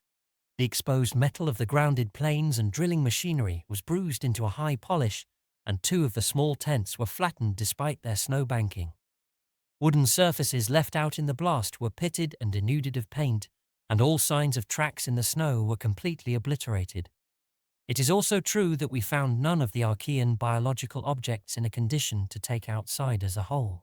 We did gather some minerals from a vast tumbled pile, including several of the greenish soapstone fragments whose odd 5-pointed rounding and faint patterns of grouped dots caused so many doubtful comparisons, and some fossil bones, among which were the most typical of the curiously injured specimens. None of the dogs survived, their hurriedly built snow enclosure near the camp being almost wholly destroyed. The wind may have done that, though the greater breakage on the side next the camp, which was not the windward one, suggests an outward leap or break of the frantic beasts themselves. All 3 sledges were gone, and we have tried to explain that the wind may have blown them off into the unknown. The drill and ice-melting machinery at the boring were too badly damaged to warrant salvage, so we used them to choke up that subtly disturbing gateway to the past which Lake had blasted. We likewise left at the camp the 2 most shaken up of the planes. Since our surviving party had only 4 real pilots, Sherman, Danforth, McTigg, and Ropes in all, with Danforth in a poor nervous shape to navigate. We brought back all the books, scientific equipment, and other incidentals we could find, though much was rather unaccountably blown away. Spare tents and furs were either missing or badly out of condition. It was approximately 4 p.m., after wide plain cruising had forced us to give Jedney up for lost, that we sent our guarded message to the Arkham for relaying, and I think we did well to keep it as calm and non-committal as we succeeded in doing. The most we said about agitation concerned our dogs, whose frantic uneasiness near the biological specimens was to be expected from poor Lake's accounts. We did not mention, I think, their display of the same uneasiness when sniffing around the queer greenish soapstones and certain other objects in the disordered region. Objects including scientific instruments, aeroplanes and machinery both at the camp and at the boring, whose parts had been loosened, moved or otherwise tampered with by winds that must have harboured singular curiosity and investigativeness. About the 14 biological specimens we were pardonably indefinite. We said that the only ones we discovered were damaged, but that enough was left of them to prove Lake's description wholly and impressively accurate. It was hard work keeping our personal emotions out of this matter, and we did not mention numbers or say exactly how we had found those which we did find. We had by that time agreed not to transmit anything suggesting madness on the part of Lake's men, and it surely looked like madness to find 6 imperfect monstrosities carefully buried upright in 9-foot snow graves under 5-pointed mounds punched over with groups of dots in patterns, exactly like those on the queer greenish soapstones dug up from Mesozoic or Tertiary times. The 8 perfect specimens mentioned by Lake seemed to have been completely blown away. We were careful, too, about the public's general peace of mind. Hence Danforth and I said little about that frightful trip over the mountains the next day. It was the fact that only a radically lightened plane could possibly cross a range of such height which mercifully limited that scouting tour to the 2 of us. On our return at 1 a.m. Danforth was close to hysterics, but kept an admirably stiff upper lip. It took no persuasion to make him promise not to show our sketches and the other things we brought away in our pockets, not to say anything more to the others than what we had agreed to relay outside, and to hide our camera films for private development later on. So that part of my present story will be as new to Pabodie, McTigg, Ropes, Sherman, and the rest as it will be to the world in general. Indeed, Danforth is closer-mouthed than I, for he saw, or thinks he saw, one thing he will not tell even me. As all know, our report included a tale of a hard ascent. a confirmation of Lake's opinion that the great peaks are of Archean slate and other very primal crumpled strata unchanged since at least Middle Comanchean times. A conventional comment on the regularity of the clinging cube and rampart formations. A decision that the cave mouths indicate dissolved calcareous veins. A conjecture that certain slopes and passes would permit of the scaling and crossing of the entire range by seasoned mountaineers. And a remark that the mysterious other side holds a lofty and immense superplateau as ancient and unchanging as the mountains themselves, 20,000 feet in elevation, with grotesque rock formations protruding through a thin glacial layer, and with low gradual foothills between the general plateau surface and the sheer precipices of the highest peaks. This body of data is in every respect true so far as it goes, and it completely satisfied the men at the camp. We laid our absence of 16 hours, a longer time than our announced flying, landing, reconnoitering, and rock-collecting program called for, to a long mythical spell of adverse wind conditions, and told truly of our landing on the farther foothills. Fortunately, our tale sounded realistic and prosaic enough not to tempt any of the others into emulating our flight. Had any tried to do that, I would have used every ounce of my persuasion to stop them, and I do not know what Danforth would have done. While we were gone, Pabodie, Sherman, Ropes, McTigg, and Williamson had worked like beavers over Lake's two best planes, fitting them again for use despite the altogether unaccountable juggling of their operative mechanism. We decided to load all the planes the next morning and start back for our old base as soon as possible. Even though indirect, that was the safest way to work toward McMurdo Sound. For a straight-line flight across the most utterly unknown stretches of the eon-dead continent would involve many additional hazards. Further exploration was hardly feasible in view of our tragic decimation and the ruin of our drilling machinery, and the doubts and horrors around us which we did not reveal made us wish only to escape from this austral world of desolation and brooding madness as swiftly as we could. As the public knows, our return to the world was accomplished without further disasters. All planes reached the old base on the evening of the next day, January 27th, after a swift non-stop flight, and on the 28th we made McMurdo Sound in 2 laps, the one pause being very brief, and occasioned by a faulty rudder in the furious wind over the ice shelf after we had cleared the great plateau. In 5 days more the Arkham and Miskatonic, with all hands and equipment on board, were shaking clear of the thickening field ice and working up Ross Sea with the mocking mountains of Victoria Land looming westward against a troubled Antarctic sky, and twisting the wind's wails into a wide-ranged musical piping which chilled my soul to the quick. Less than a fortnight later, we left the last hint of polar land behind us, and thanked heaven that we were clear of a haunted, accursed realm where life and death, space and time, have made black and blasphemous alliances in the unknown epochs, since matter first writhed and swam on the planet's scarce cooled crust. Since our return, we have all constantly worked to discourage Antarctic exploration, and have kept certain doubts and guesses to ourselves with splendid unity and faithfulness. Even young Danforth, with his nervous breakdown, has not flinched or babbled to his doctors indeed, as I have said. There is one thing he thinks he alone saw which he will not tell even me, though I think it would help his psychological state if he would consent to do so. It might explain and relieve much, though perhaps the thing was no more than the delusive aftermath of an earlier shock. That is the impression I gather after those rare irresponsible moments when he whispers disjointed things to me, things which he repudiates vehemently as soon as he gets a grip on himself again. It will be hard work deterring others from the Great White South, and some of our efforts may directly harm our cause by drawing inquiring notice. We might have known from the first that human curiosity is undying, and that the results we announced would be enough to spur others ahead on the same age-long pursuit of the unknown. Lake's reports of those biological monstrosities had aroused naturalists and paleontologists to the highest pitch, though we were sensible enough not to show the detached parts we had taken from the actual buried specimens or our photographs of those specimens as they were found. We also refrained from showing the more puzzling of the scarred bones and greenish soapstones, while Danforth and I have closely guarded the pictures we took or drew on the superplateau across the range, and the crumpled things we smoothed, studied in terror, and brought away in our pockets.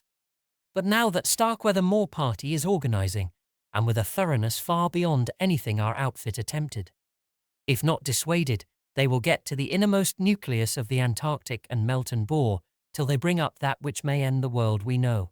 So I must break through all reticences at last, even about that ultimate nameless thing beyond the mountains of madness. Chapter 4. It is only with vast hesitancy and repugnance that I let my mind go back to Lake's camp, and what we really found there, and to that other thing beyond the frightful mountain wall. I am constantly tempted to shirk the details, and to let hints stand for actual facts and ineluctable deductions. I hope I have said enough already to let me glide briefly over the rest. The rest, that is, of the horror at the camp. I have told of the wind-ravaged terrain, the damaged shelters, the disarranged machinery, the varied uneasinnesses of our dogs, the missing sledges and other items, the deaths of men and dogs, the absence of Jedni, and the 6 insanely buried biological specimens, strangely sound in texture for all their structural injuries, from a world 40 million years dead. I do not recall whether I mentioned that upon checking up the canine bodies we found 1 dog missing. We did not think much about that till later, indeed only Danforth and I have thought of it at all. The principal things I have been keeping back relate to the bodies, and to certain subtle points which may or may not lend a hideous and incredible kind of rationale to the apparent chaos. At the time I tried to keep the men's minds off those points, for it was so much simpler, so much more normal, to lay everything to an outbreak of madness on the part of some of Lake's party. From the look of things, that demon mountain wind must have been enough to drive any man mad in the midst of this center of all earthly mystery and desolation. The crowning abnormality, of course, was the condition of the bodies, men and dogs alike. They had all been in some terrible kind of conflict, and were torn and mangled in fiendish and altogether inexplicable ways. Death, so far as we could judge, had in each case come from strangulation or laceration. The dogs had evidently started the trouble, for the state of their ill-built corral bore witness to its forcible breakage from within. It had been set some distance from the camp because of the hatred of the animals for those hellish Archean organisms, but the precaution seemed to have been taken in vain. When left alone in that monstrous wind behind flimsy walls of insufficient height, they must have stampeded, whether from the wind itself or from some subtle, increasing odor emitted by the nightmare specimens, one could not say. Those specimens, of course, had been covered with a tent cloth. Yet the low Antarctic sun had beat steadily upon that cloth, and Lake had mentioned that solar heat tended to make the strangely sound and tough tissues of the things relax and expand. Perhaps the wind had whipped the cloth from over them, and jostled them about in such a way that their more pungent olfactory qualities became manifest despite their unbelievable antiquity. But whatever had happened, it was hideous and revolting enough. Perhaps I had better put squeamishness aside and tell the worst at last, though with a categorical statement of opinion based on the first-hand observations and most rigid deductions of both Danforth and myself, that the then missing Jedni was in no way responsible for the loathsome horrors we found. I have said that the bodies were frightfully mangled. Now I must add that some were incised and subtracted from in the most curious, cold-blooded and inhuman fashion. It was the same with dogs and men. All the healthier, fatter bodies, quadrupedal or bipedal, had had their most solid masses of tissue cut out and removed, as by a careful butcher, and around them was a strange sprinkling of salt, taken from the ravaged provision chests on the plains, which conjured up the most horrible associations. The thing had occurred in one of the crude aeroplane shelters from which the plane had been dragged out, and subsequent winds had effaced all tracks which could have supplied any plausible theory. Scattered bits of clothing, roughly slashed from the human incision subjects, hinted no clues. It is useless to bring up the half-impression of certain faint snow prints in one shielded corner of the ruined enclosure, because that impression did not concern human prints at all, but was clearly mixed up with all the talk of fossil prints which poor Lake had been giving throughout the preceding weeks. One had to be careful of one's imagination in the lee of those overshadowing mountains of madness. As I have indicated, Jedni and 1 dog turned out to be missing in the end. When we came on that terrible shelter, we had missed 2 dogs and 2 men. But the fairly unharmed dissecting tent, which we entered after investigating the monstrous graves, had something to reveal. It was not as Lake had left it, for the covered parts of the primal monstrosity had been removed from the improvised table. Indeed, we had already realized that one of the 6 imperfect and insanely buried things we had found, the one with the trace of a peculiarly hateful odor, must represent the collected sections of the entity which Lake had tried to analyze. On and around that laboratory table were strewn other things, and it did not take long for us to guess that those things were the carefully though oddly and inexpertly dissected parts of one man and one dog. I shall spare the feelings of survivors by omitting mention of the man's identity. Lake's anatomical instruments were missing, but there were evidences of their careful cleansing. The gasoline stove was also gone, though around it we found a curious litter of matches. We buried the human parts beside the other 10 men, and the canine parts with the other 35 dogs. Concerning the bizarre smudges on the laboratory table, and on the jumble of roughly handled illustrated books scattered near it, we were much too bewildered to speculate.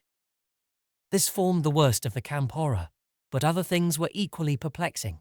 The disappearance of Jedney, the one dog, the 8 uninjured biological specimens, the 3 sledges and certain instruments, illustrated technical and scientific books, writing materials, electric torches and batteries, food and fuel, heating apparatus, spare tents, fur suits, and the like, was utterly beyond sane conjecture, as were likewise the spatter-fringed ink blots on certain pieces of paper, and the evidences of curious alien fumbling and experimentation around the planes and all other mechanical devices both at the camp and at the boring. The dogs seemed to abhor this oddly disordered machinery. Then, too, there was the upsetting of the larder, the disappearance of certain staples, and the jarringly comical heap of tin cans pried open in the most unlikely ways and at the most unlikely places. The profusion of scattered matches, intact, broken, or spent, formed another minor enigma, as did the 2 or 3 tent cloths and fur suits, which we found lying about with peculiar and unorthodox slashings conceivably due to clumsy efforts at unimaginable adaptations. The maltreatment of the human and canine bodies and the crazy burial of the damaged Archean specimens were all of a piece with this apparent disintegrative madness. In view of just such an eventuality as the present one, we carefully photographed all the main evidences of insane disorder at the camp, and shall use the prints to buttress our pleas against the departure of the proposed Starkweather Moor expedition. Our first act after finding the bodies in the shelter was to photograph and open the row of insane graves with the 5-pointed snow mounds. We could not help noticing the resemblance of these monstrous mounds, with their clusters of grouped dots, to poor Lake's descriptions of the strange greenish soapstones. And when we came on some of the soapstones themselves in the great mineral pile, we found the likeness very close indeed. The whole general formation, it must be made clear, seemed abominably suggestive of the starfish head of the Archean entities, and we agreed that the suggestion must have worked potently upon the sensitized minds of Lake's overwrought party. Our own first sight of the actual buried entities formed a horrible moment, and sent the imaginations of Pabodie and myself back to some of the shocking primal myths we had read and heard. We all agreed that the mere sight and continued presence of the things must have cooperated with the oppressive polar solitude and demon mountain wind in driving Lake's party mad. For madness, centering in Jedney as the only possible surviving agent, was the explanation spontaneously adopted by everybody so far as spoken utterance was concerned, though I will not be so naive as to deny that each of us may have harbored wild guesses which sanity forbade him to formulate completely. Sherman, Pabodie, and McTigg made an exhaustive aeroplane cruise over all the surrounding territory in the afternoon, sweeping the horizon with field glasses in quest of Jedney and of the various missing things, but nothing came to light. The party reported that the Titan barrier range extended endlessly to right and left alike, without any diminution in height or essential structure. On some of the peaks, though, the regular cube and rampart formations were bolder and plainer, having doubly fantastic similitudes to Roerich painted Asian hill ruins. The distribution of cryptical cave mouths on the black, snow-denuded summits seemed roughly even as far as the range could be traced. In spite of all the prevailing horrors, we were left with enough sheer scientific zeal and adventurousness to wonder about the unknown realm beyond those mysterious mountains. As our guarded messages stated, we rested at midnight after our day of terror and bafflement, but not without a tentative plan for one or more range-crossing altitude flights in a lightened plane with aerial camera and geologist's outfit beginning the following morning.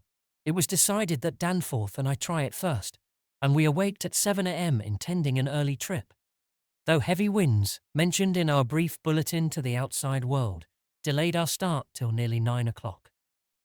I have already repeated the non-committal story we told the men at camp and relayed outside after our return 16 hours later. It is now my terrible duty to amplify this account by filling in the merciful blanks with hints of what we really saw in the hidden trans-montane world, hints of the revelations which have finally driven Danforth to a nervous collapse.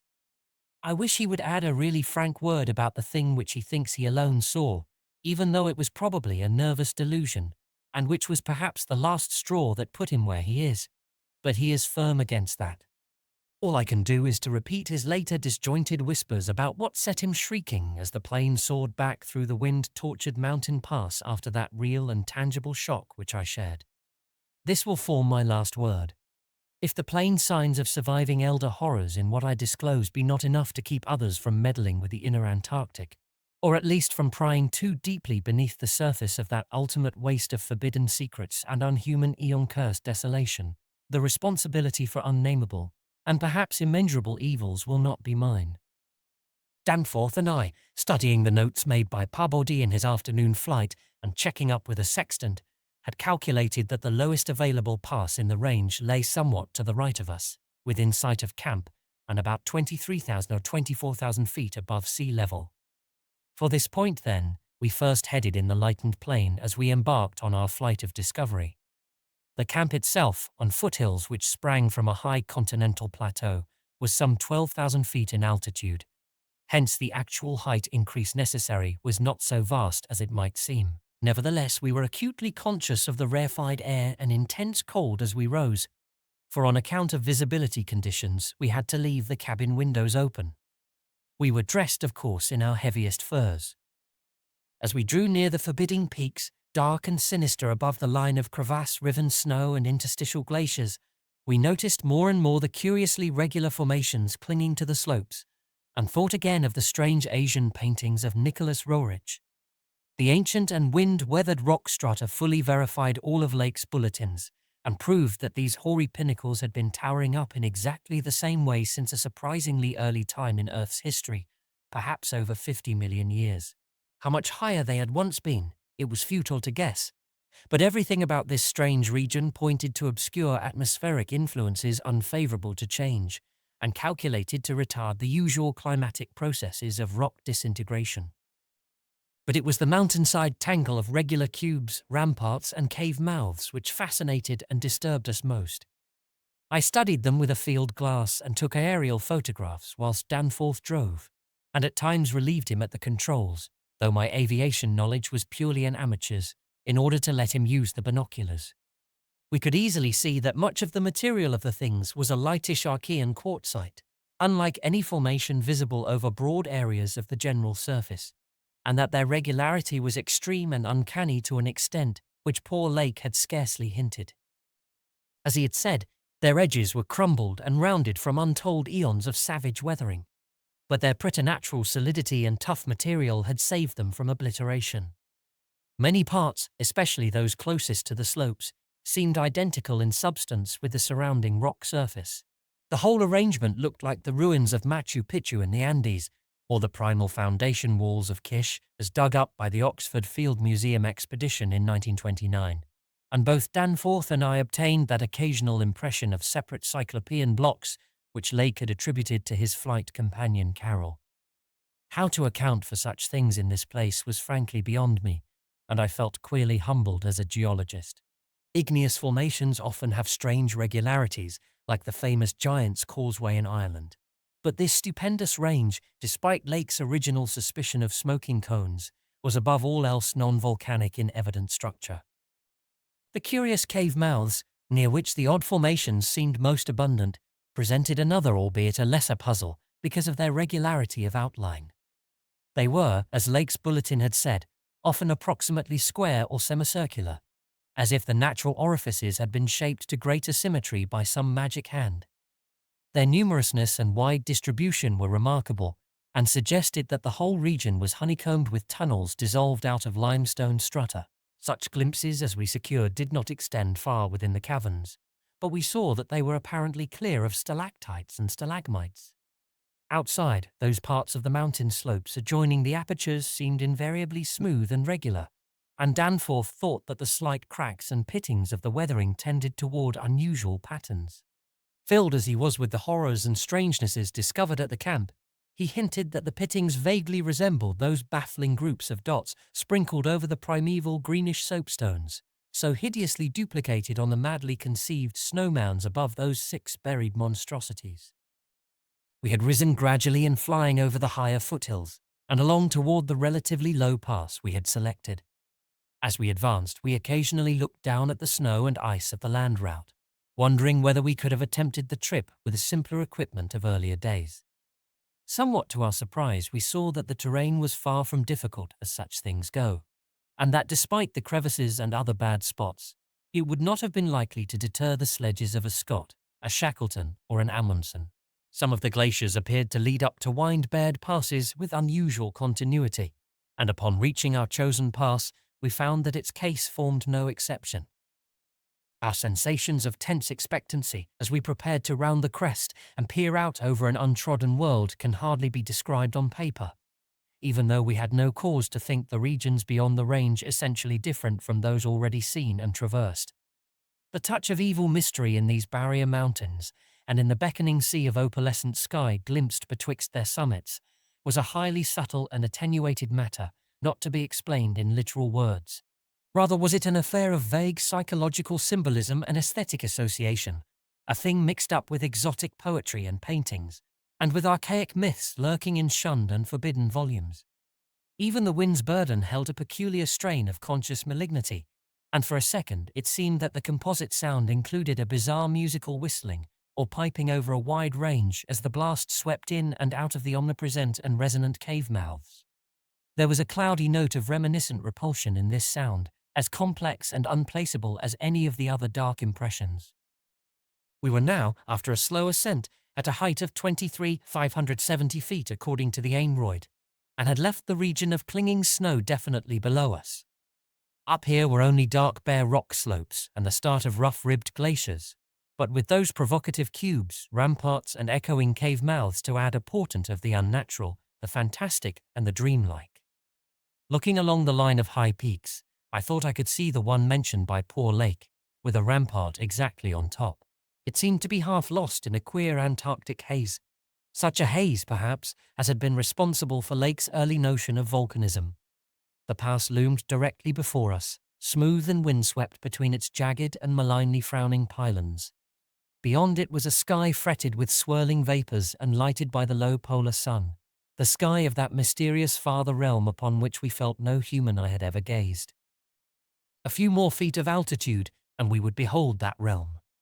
Danforth and I, unable to speak except in shouts amidst the howling, piping wind that raced through the pass and added to the noise of the unmuffled engines, exchanged eloquent glances.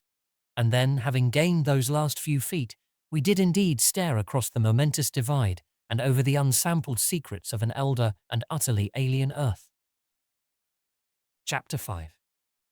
I think that both of us simultaneously cried out in mixed awe, wonder, terror, and disbelief in our own senses as we finally cleared the pass and saw what lay beyond. Of course, we must have had some natural theory in the back of our heads to steady our faculties for the moment. Probably we thought of such things as the grotesquely weathered stones of the Garden of the Gods in Colorado, or the fantastically symmetrical wind-carved rocks of the Arizona desert. Perhaps we even half thought the sight a mirage like that we had seen the morning before on first approaching those mountains of madness.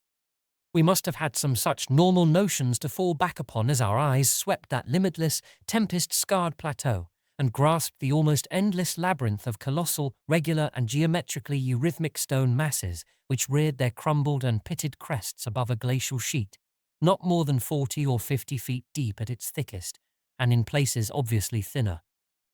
The effect of the monstrous sight was indescribable, for some fiendish violation of known natural law seemed certain at the outset.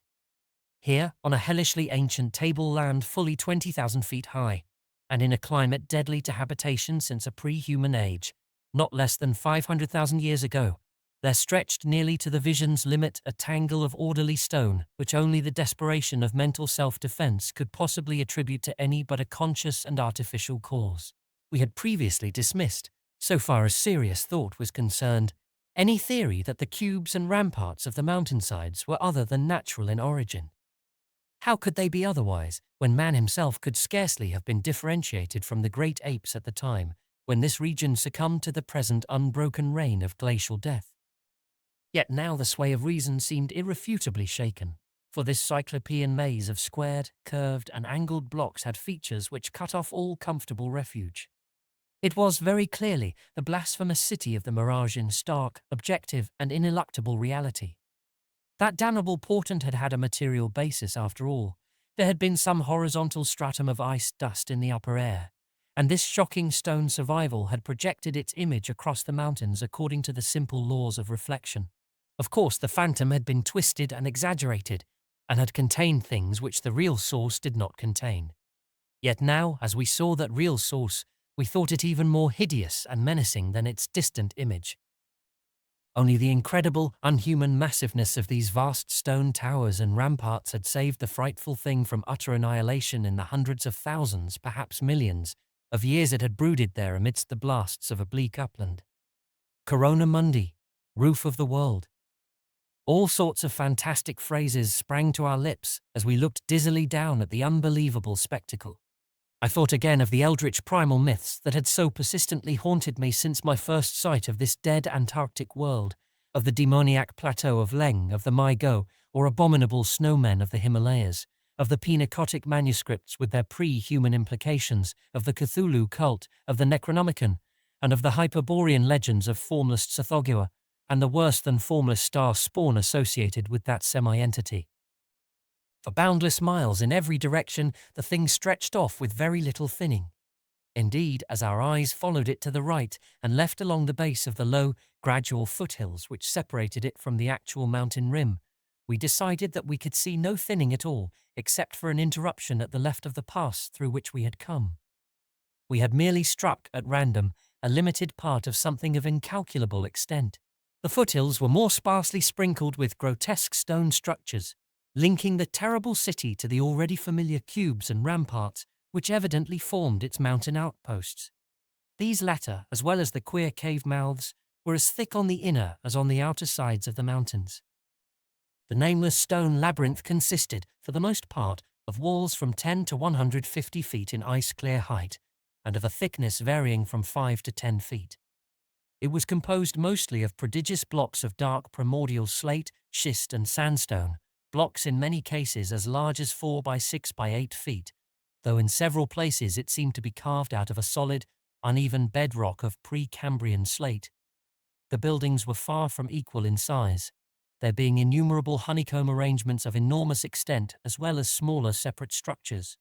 The general shape of these things tended to be conical, pyramidal, or terraced, though there were many perfect cylinders, perfect cubes, clusters of cubes, and other rectangular forms, and a peculiar sprinkling of angled edifices whose five-pointed ground plan roughly suggested modern fortifications.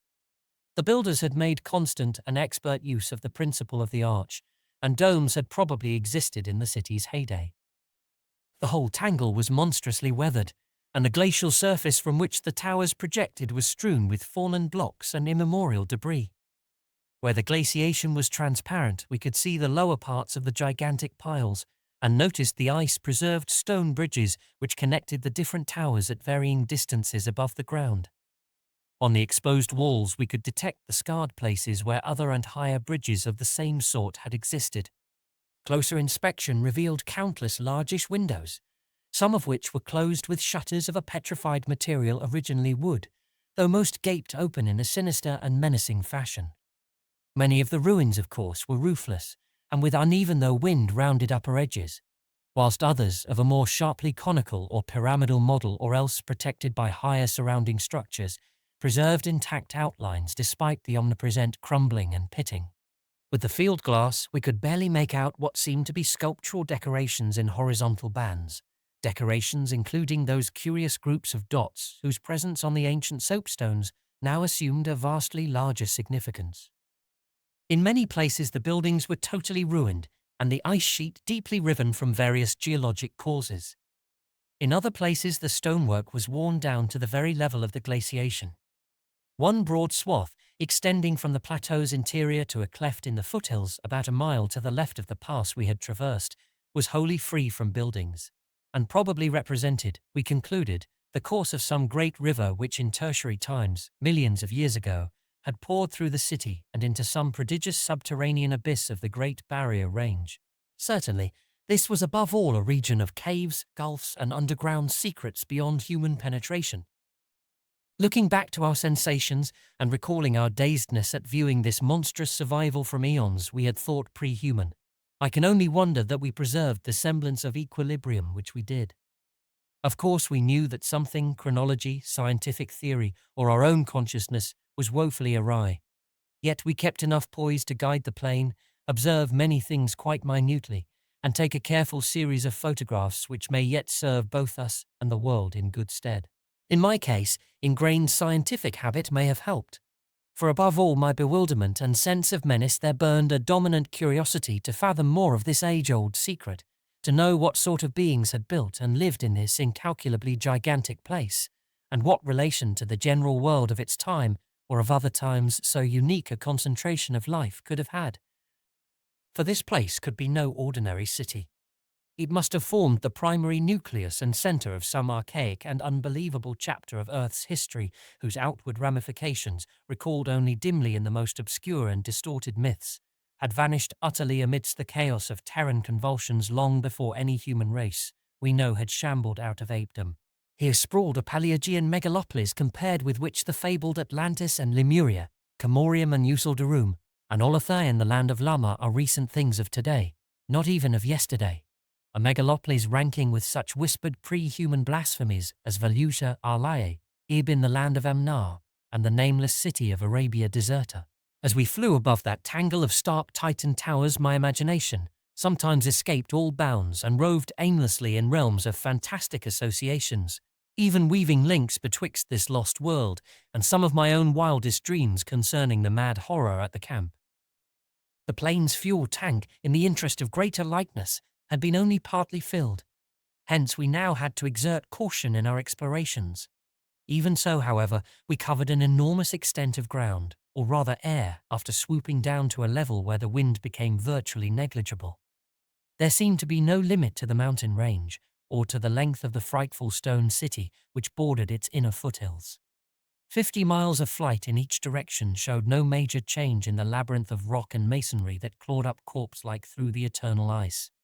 There were, though, some highly absorbing diversifications, such as the carvings on the canyon where that broad river had once pierced the foothills and approached its sinking place in the great range. The headlands at the stream's entrance had been boldly carved into cyclopean pylons, and something about the ridgy, barrel-shaped designs stirred up oddly vague, hateful, and confusing semi-remembrances in both Danforth and me. We also came upon several star-shaped open spaces, evidently public squares, and noted various undulations in the terrain.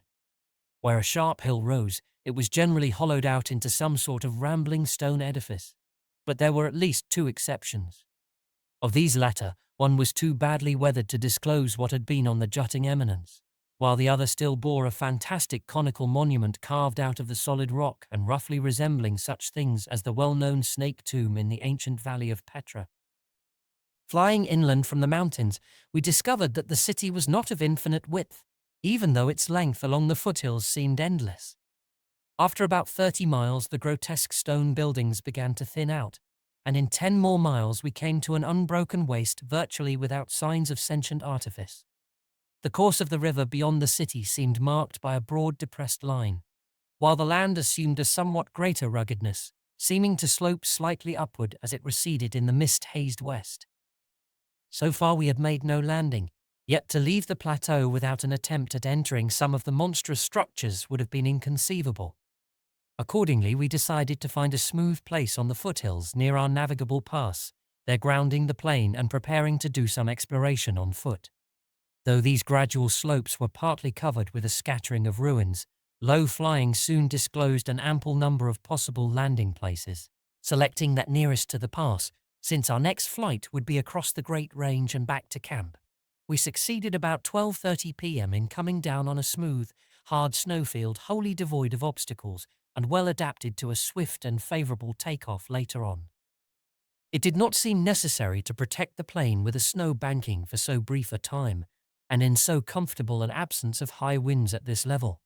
Hence we merely saw that the landing skis were safely lodged, and that the vital parts of the mechanism were guarded against the cold. For our foot journey, we discarded the heaviest of our flying furs, and took with us a small outfit consisting of pocket compass, hand camera, light provisions, voluminous notebooks and paper, geologist's hammer and chisel, specimen bags, coil of climbing rope, and powerful electric torches with extra batteries. This equipment having been carried in the plane on the chance that we might be able to effect a landing, take ground pictures, make drawings and topographical sketches, and obtain rock specimens from some bare slope, outcropping, or mountain cave. Fortunately, we had a supply of extra paper to tear up, place in a spare specimen bag, and use on the ancient principle of hare and hounds for marking our course in any interior mazes we might be able to penetrate. This had been brought in case we found some cave system with air quiet enough to allow such a rapid and easy method in place of the usual rock chipping method of trail blazing. Walking cautiously downhill over the crusted snow toward the stupendous stone labyrinth that loomed against the opalescent west, we felt almost as keen a sense of imminent marvels as we had felt on approaching the unfathomed mountain pass 4 hours previously. True, we had become visually familiar with the incredible secret concealed by the barrier peaks. Yet the prospect of actually entering primordial walls reared by conscious beings perhaps millions of years ago, before any known race of men could have existed, was none the less awesome and potentially terrible in its implications of cosmic abnormality. Though the thinness of the air at this prodigious altitude made exertion somewhat more difficult than usual, both Danforth and I found ourselves bearing up very well, and felt equal to almost any task which might fall to our lot. It took only a few steps to bring us to a shapeless ruin worn level with the snow, while 10 or 15 rods farther on there was a huge roofless rampart still complete in its gigantic 5-pointed outline and rising to an irregular height of 10 or 11 feet. For this latter we headed, and when at last we were able actually to touch its weathered cyclopean blocks, we felt that we had established an unprecedented and almost blasphemous link with forgotten eons normally closed to our species. This rampart, shaped like a star and perhaps 300 feet from point to point, was built of Jurassic sandstone blocks of irregular size, averaging 6 by 8 feet in surface. There was a row of arched loopholes or windows about 4 feet wide and 5 feet high, spaced quite symmetrically along the points of the star and at its inner angles, and with the bottoms about 4 feet from the glaciated surface. Looking through these, we could see that the masonry was fully 5 feet thick, that there were no partitions remaining within, and that there were traces of banded carvings or bas-reliefs on the interior walls. Facts we had indeed guessed before, when flying low over this rampart and others like it. Though lower parts must have originally existed, all traces of such things were now wholly obscured by the deep layer of ice and snow at this point. We crawled through one of the windows and vainly tried to decipher the nearly effaced mural designs, but did not attempt to disturb the glaciated floor. Our orientation flights had indicated that many buildings in the city proper were less ice-choked, and that we might perhaps find wholly clear interiors leading down to the true ground level if we entered those structures still roofed at the top. Before we left the rampart, we photographed it carefully and studied its mortarless cyclopean masonry with complete bewilderment. We wished that Pabodi were present, for his engineering knowledge might have helped us guess how such titanic blocks could have been handled in that unbelievably remote age when the city and its outskirts were built up. The half-mile walk downhill to the actual city, with the upper wind shrieking vainly and savagely through the skyward peaks in the background, was something whose smallest details will always remain engraved on my mind. Only in fantastic nightmares could any human beings but Danforth and me conceive such optical effects. Between us and the churning vapours of the west lay that monstrous tangle of dark stone towers, its outlay and incredible forms impressing us afresh at every new angle of vision. It was a mirage in solid stone, and were it not for the photographs, I would still doubt that such a thing could be. The general type of masonry was identical with that of the rampart we had examined, but the extravagant shapes which this masonry took in its urban manifestations were past all description. Even the pictures illustrate only 1 or 2 phases of its infinite bizarrerie, endless variety, preternatural massiveness, and utterly alien exoticism. There were geometrical forms for which an Euclid could scarcely find a name, cones of all degrees of irregularity and truncation, terraces of every sort of provocative disproportion, shafts with odd bulbous enlargements, broken columns in curious groups, and five-pointed or five-ridged arrangements of mad grotesqueness. As we drew nearer, we could see beneath certain transparent parts of the ice sheet and detect some of the tubular stone bridges that connected the crazily sprinkled structures at various heights. Of orderly streets there seemed to be none, the only broad open swath being a mile to the left, where the ancient river had doubtless flowed through the town into the mountains. Our field glasses showed the external horizontal bands of nearly effaced sculptures and dot groups to be very prevalent, and we could half imagine what the city must once have looked like, even though most of the roofs and tower tops had necessarily perished. As a whole, it had been a complex tangle of twisted lanes and alleys, all of them deep canyons, and some little better than tunnels because of the overhanging masonry or overarching bridges. Now outspread below us, it loomed like a dream fantasy against a westward mist through whose northern end the low, reddish Antarctic sun of early afternoon was struggling to shine. And when for a moment that sun encountered a denser obstruction and plunged the scene into temporary shadow, the effect was subtly menacing in a way I can never hope to depict. Even the faint howling and piping of the unfelt wind in the great mountain passes behind us took on a wilder note of purposeful malignity. The last stage of our descent to the town was unusually steep and abrupt, and a rock outcropping at the edge where the grade changed led us to think that an artificial terrace had once existed there. Under the glaciation, we believed, there must be a flight of steps or its equivalent. When at last we plunged into the labyrinthine town itself, clambering over fallen masonry and shrinking from the oppressive nearness and dwarfing height of omnipresent crumbling and pitted walls, our sensations again became such that I marvel at the amount of self-control we retained. Danforth was frankly jumpy and began making some offensively irrelevant speculations about the horror at the camp, which I resented all the more because I could not help sharing certain conclusions forced upon us by many features of this morbid survival from nightmare antiquity. The speculations worked on his imagination, too, for in one place, where a debris-littered alley turned a sharp corner, he insisted that he saw faint traces of ground markings which he did not like, whilst elsewhere he stopped to listen to a subtle imaginary sound from some undefined point, a muffled musical piping, he said, not unlike that of the wind in the mountain caves, yet somehow disturbingly different. The ceaseless five-pointedness of the surrounding architecture and of the few distinguishable mural arabesques had a dimly sinister suggestiveness we could not escape, and gave us a touch of terrible subconscious certainty concerning the primal entities which had reared and dwelt in this unhallowed place. Nevertheless, our scientific and adventurous souls were not wholly dead, and we mechanically carried out our program of chipping specimens from all the different rock types represented in the masonry. We wished a rather full set in order to draw better conclusions regarding the age of the place. Nothing in the great outer walls seemed to date from later than the Jurassic and Comanchian periods, nor was any piece of stone in the entire place of a greater recency than the Pliocene age. In stark certainty, we were wandering amidst a death which had reigned at least 500,000 years, and in all probability even longer. As we proceeded through this maze of stone-shadowed twilight, we stopped at all available apertures to study interiors and investigate entrance possibilities. Some were above our reach, whilst others led only into ice-choked ruins as unroofed and barren as the rampart on the hill.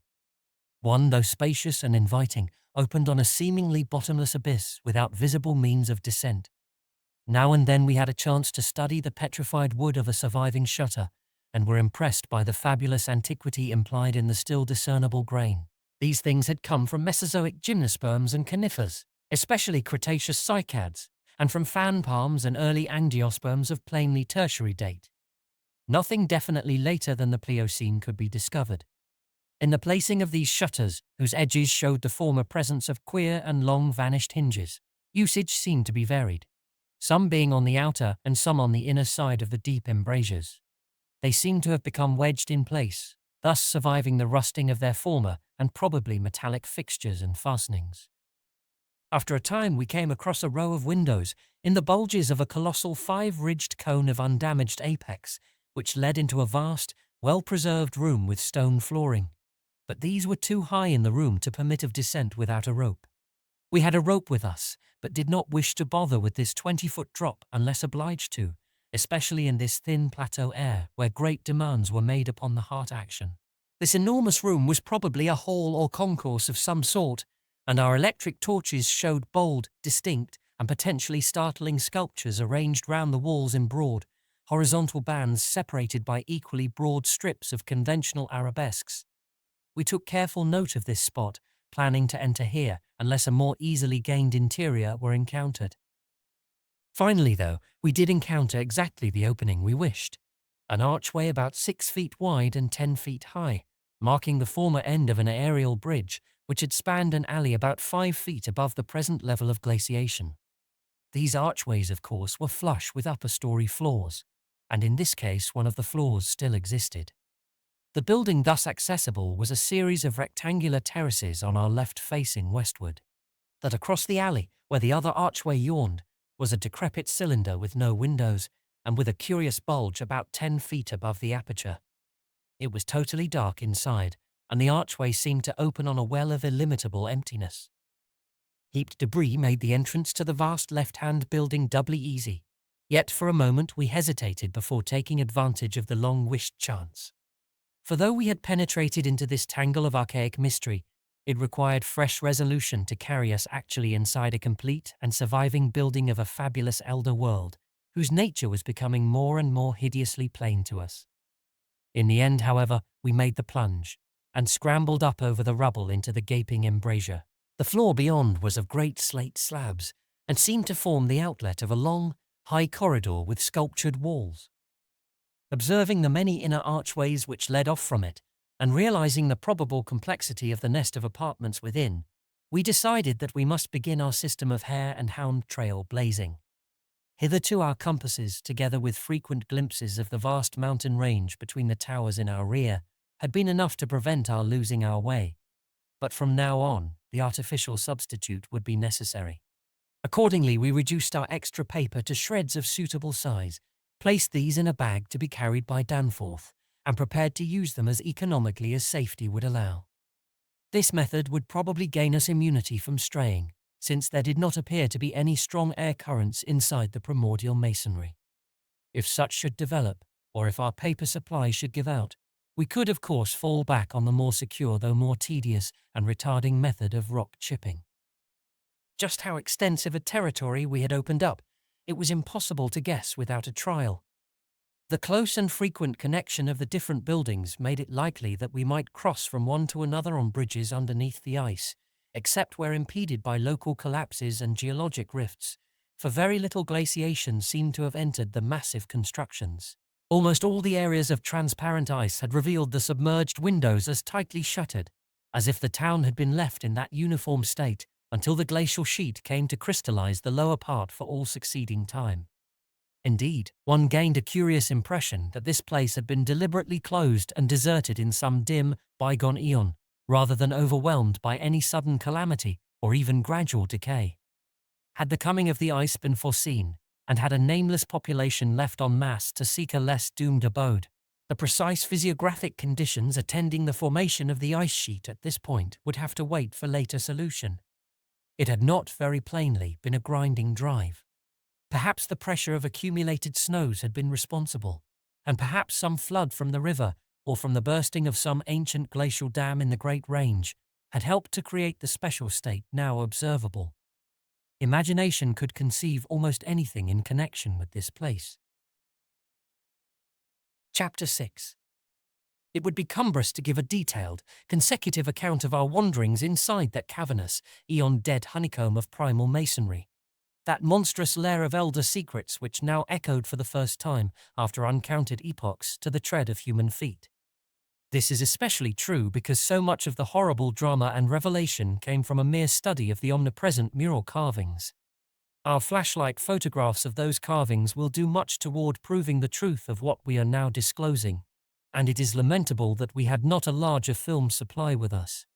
As it was, we made crude notebook sketches of certain salient features. After all, our films were used up.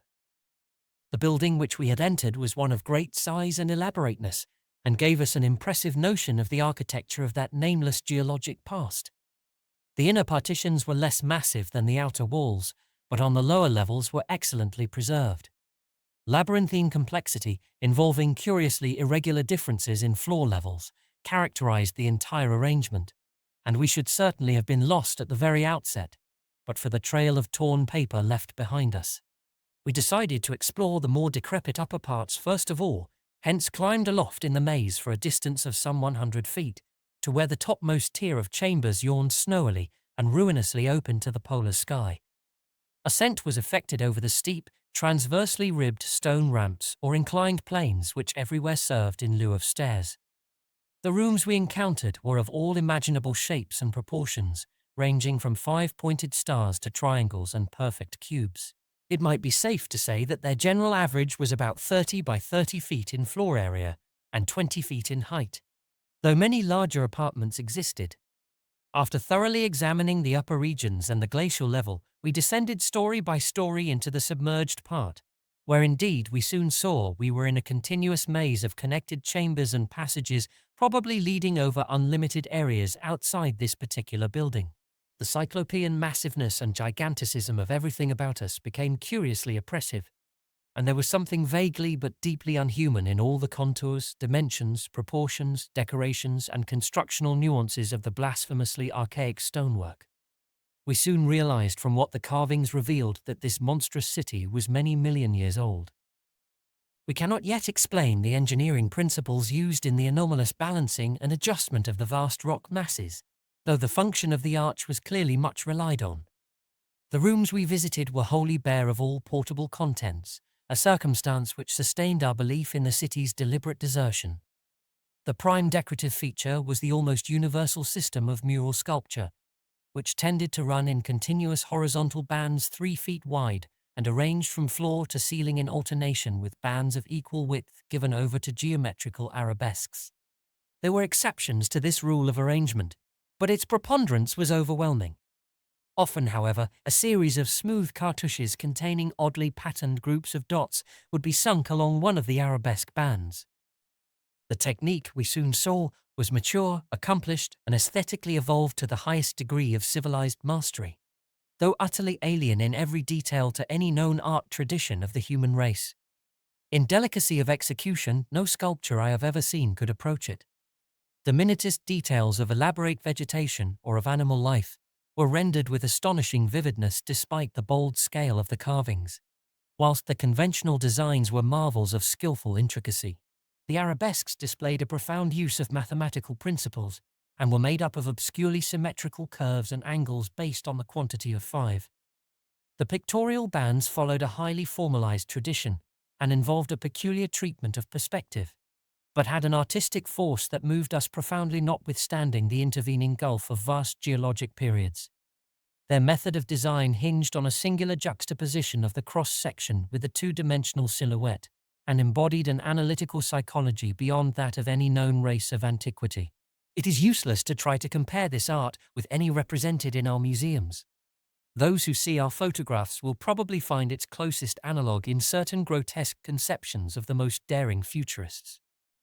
The arabesque tracery consisted altogether of depressed lines whose depth on unweathered walls varied from 1 to 2 inches.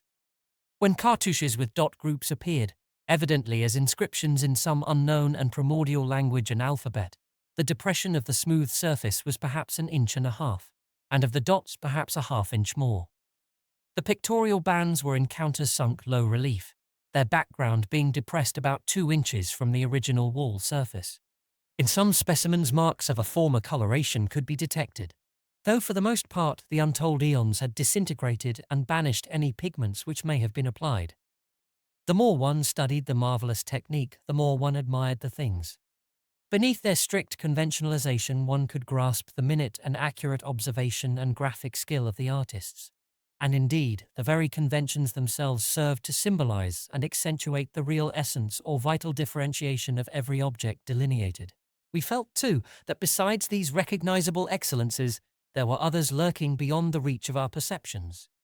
Certain touches here and there gave vague hints of latent symbols and stimuli which another mental and emotional background, and a fuller or different sensory equipment, might have made of profound and poignant significance to us. The subject matter of the sculptures obviously came from the life of the vanished epoch of their creation, and contained a large proportion of evident history. It is this abnormal historic mindedness of the primal race, a chance circumstance operating through coincidence miraculously in our favor, which made the carvings so awesomely informative to us, and which caused us to place their photography and transcription above all other considerations. In certain rooms, the dominant arrangement was varied by the presence of maps, astronomical charts, and other scientific designs on an enlarged scale, these things giving a naive and terrible corroboration to what we gathered from the pictorial friezes and dados. In hinting at what the whole revealed, I can only hope that my account will not arouse a curiosity greater than sane caution on the part of those who believe me at all. It would be tragic if any were to be allured to that realm of death and horror by the very warning meant to discourage them. Interrupting these sculptured walls were high windows and massive 12-foot doorways, both now and then retaining the petrified wooden planks, elaborately carved and polished, of the actual shutters and doors. All metal fixtures had long ago vanished, but some of the doors remained in place and had to be forced aside as we progressed from room to room. Window frames with odd transparent panes, mostly elliptical, survived here and there, though in no considerable quantity. There were also frequent niches of great magnitude, generally empty, but once in a while containing some bizarre object carved from green soapstone, which was either broken or perhaps held too inferior to warrant removal. Other apertures were undoubtedly connected with bygone mechanical facilities, heating, lighting, and the like, of a sort suggested in many of the carvings. Ceilings tended to be plain, but had sometimes been inlaid with green soapstone or other tiles, mostly fallen now. Floors were also paved with such tiles, though plain stonework predominated. As I have said, all furniture and other movables were absent, but the sculptures gave a clear idea of the strange devices which had once filled these tomb-like echoing rooms. Above the glacial sheet the floors were generally thick with detritus, litter, and debris, but farther down this condition decreased. In some of the lower chambers and corridors there was little more than gritty dust or ancient incrustations, while occasional areas had an uncanny air of newly swept immaculateness. Of course, where rifts or collapses had occurred, the lower levels were as littered as the upper ones. A central court, as in other structures we had seen from the air, saved the inner regions from total darkness, so that we seldom had to use our electric torches in the upper rooms, except when studying sculptured details.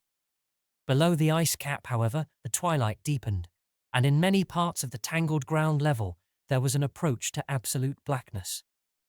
To form even a rudimentary idea of our thoughts and feelings as we penetrated this eon-silent maze of unhuman masonry, one must correlate a hopelessly bewildering chaos of fugitive moods, memories, and impressions. The sheer appalling antiquity and lethal desolation of the place were enough to overwhelm almost any sensitive person. But added to these elements were the recent unexplained horror at the camp, and the revelations all too soon effected by the terrible mural sculptures around us.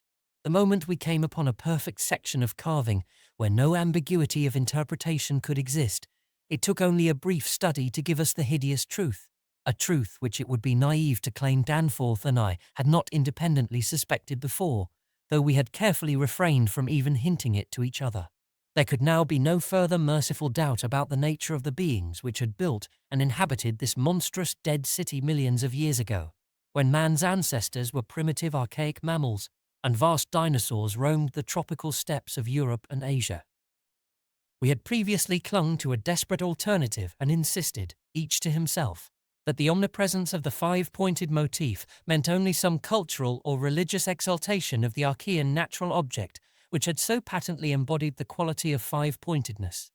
As the decorative motifs of Minoan Crete exalted the sacred bull, those of Egypt the scarabaeus, those of Rome the wolf and the eagle, and those of various savage tribes some chosen totem animal.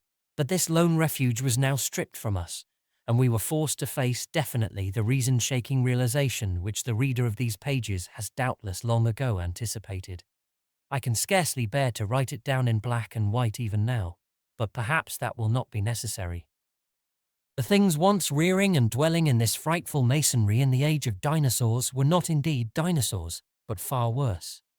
Mere dinosaurs were new and almost brainless objects, but the builders of the city were wise and old, and had left certain traces in rocks even then laid down well nigh 1,000 million years. Rocks laid down before the true life of Earth had advanced beyond plastic groups of cells. Rocks laid down before the true life of Earth had existed at all. They were the makers and enslavers of that life, and above all doubt the originals of the fiendish elder myths, which things like the Pinacotic manuscripts and the Necronomicon affrightedly hint about. They were the great old ones that had filtered down from the stars when Earth was young, the beings whose substance and alien evolution had shaped, and whose powers were such as this planet had never bred. And to think that only the day before Danforth and I had actually looked upon fragments of their millennially fossilized substance, and that poor Lake and his party had seen their complete outlines. It is of course impossible for me to relate in proper order the stages by which we picked up what we know of that monstrous chapter of pre-human life. After the first shock of the certain revelation, we had to pause a while to recuperate, and it was fully 3 o'clock before we got started on our actual tour of systematic research. The sculptures in the building we entered were of relatively late date, perhaps 2 million years ago, as checked up by geological, biological, and astronomical features, and embodied an art which would be called decadent in comparison with that of specimens we found in older buildings after crossing bridges under the glacial sheet. One edifice hewn from the solid rock seemed to go back 40, or possibly even 50 million years, to the lower Eocene or upper Cretaceous, and contained bas-reliefs of an artistry surpassing anything else, with one tremendous exception, that we encountered. That was, we have since agreed, the oldest domestic structure we traversed. Were it not for the support of those flashlights soon to be made public, I would refrain from telling what I found and inferred, lest I be confined as a madman. Of course, the infinitely early parts of the patchwork tale, representing the pre-terrestrial life of the star-headed beings on other planets, and in other galaxies, and in other universes, can readily be interpreted as the fantastic mythology of those beings themselves. Yet such parts sometimes involve designs and diagrams so uncannily close to the latest findings of mathematics and astrophysics that I scarcely know what to think. Let others judge when they see the photographs I shall publish. Naturally, no one set of carvings which we encountered told more than a fraction of any connected story. Nor did we even begin to come upon the various stages of that story in their proper order. Some of the vast rooms were independent units so far as their designs were concerned, whilst in other cases a continuous chronicle would be carried through a series of rooms and corridors. The best of the maps and diagrams were on the walls of a frightful abyss below, even the ancient ground level, a cavern perhaps 200 feet square and 60 feet high, which had almost undoubtedly been an educational centre of some sort. There were many provoking repetitions of the same material in different rooms and buildings, since certain chapters of experience and certain summaries or phases of racial history had evidently been favourites with different decorators or dwellers. Sometimes, though, variant versions of the same theme proved useful in settling debatable points and filling in gaps. I still wonder that we deduced so much in the short time at our disposal. Of course, we even now have only the barest outline, and much of that was obtained later on from a study of the photographs and sketches we made. It may be the effect of this later study, the revived memories and vague impressions acting in conjunction with his general sensitiveness, and with that final supposed horror glimpse, whose essence he will not reveal even to me, which has been the immediate source of Danforth's present breakdown. But it had to be, for we could not issue our warning intelligently without the fullest possible information, and the issuance of that warning is a prime necessity. Certain lingering influences in that unknown Antarctic world of disordered time and alien natural law make it imperative that further exploration be discouraged. Chapter 7. The full story, so far as deciphered, will shortly appear in an official bulletin of Miskatonic University. Here I shall sketch only the salient highlights in a formless, rambling way. Myth or otherwise, the sculptures told of the coming of those star-headed things to the nascent, lifeless Earth out of cosmic space, their coming, and the coming of many other alien entities, such as at certain times embark upon spatial pioneering. They seemed able to traverse the interstellar ether on their vast membranous wings, thus oddly confirming some curious hill folklore long ago told me by an antiquarian colleague. They had lived under the sea a good deal, building fantastic cities and fighting terrific battles with nameless adversaries by means of intricate devices employing unknown principles of energy. Evidently, their scientific and mechanical knowledge far surpassed man's today, though they made use of its more widespread and elaborate forms only when obliged to. Some of the sculptures suggested that they had passed through a stage of mechanized life on other planets, but had receded upon finding its effects emotionally unsatisfying.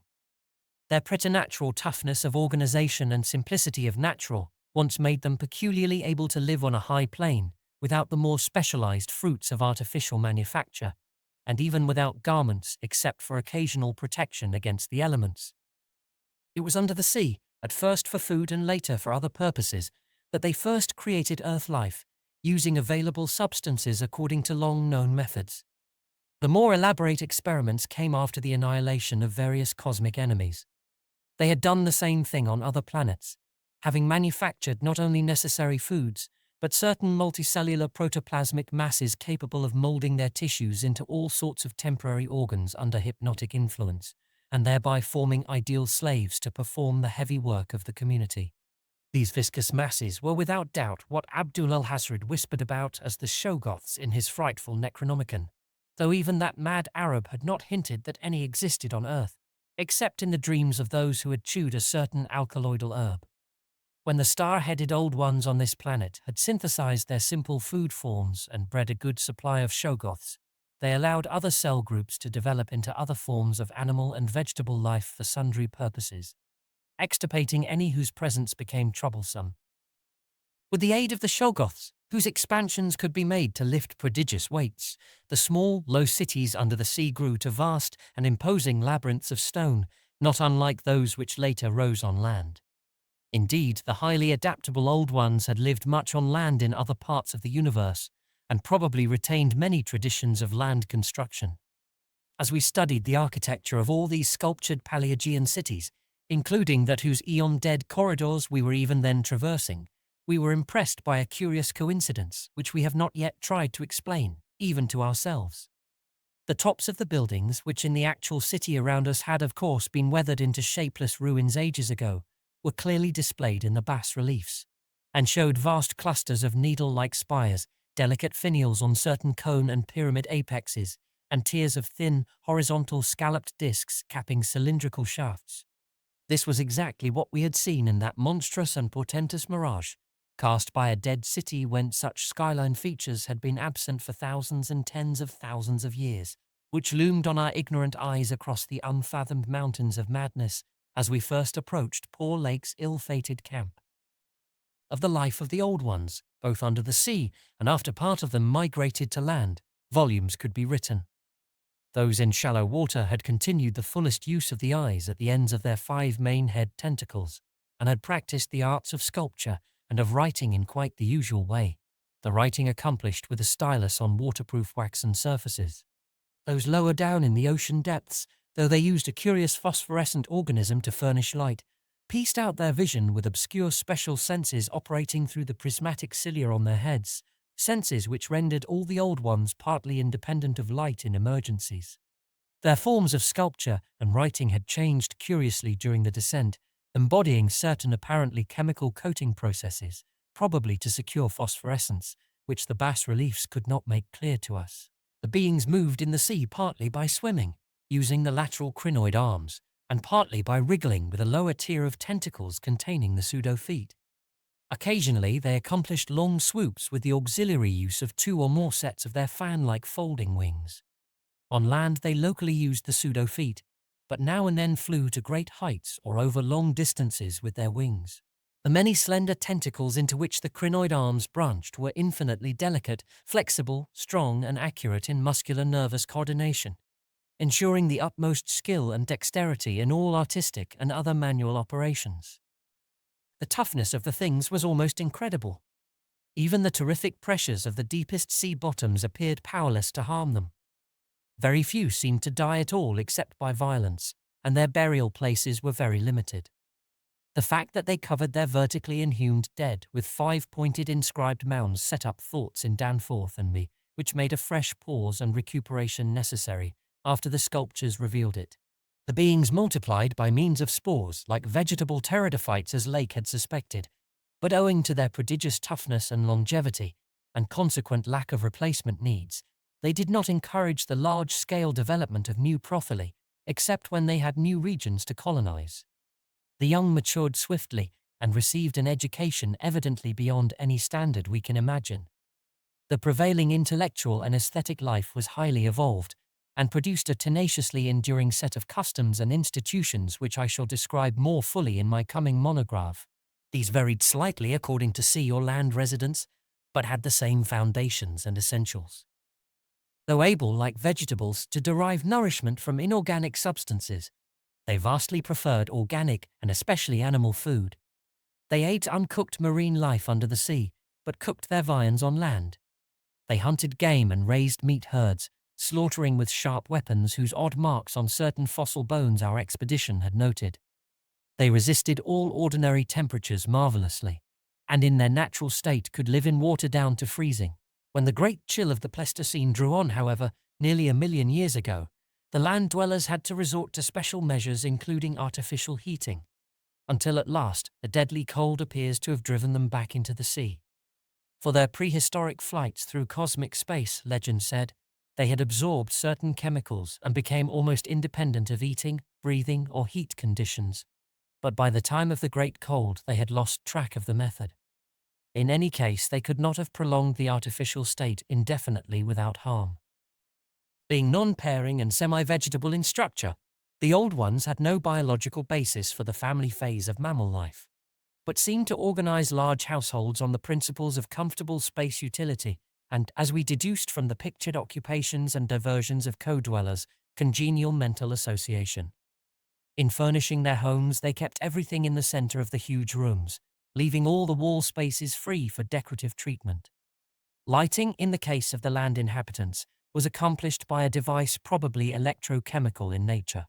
Both on land and underwater, they used curious tables, chairs, and couches like cylindrical frames, for they rested and slept upright with folded-down tentacles, and racks for the hinged sets of dotted surfaces forming their books.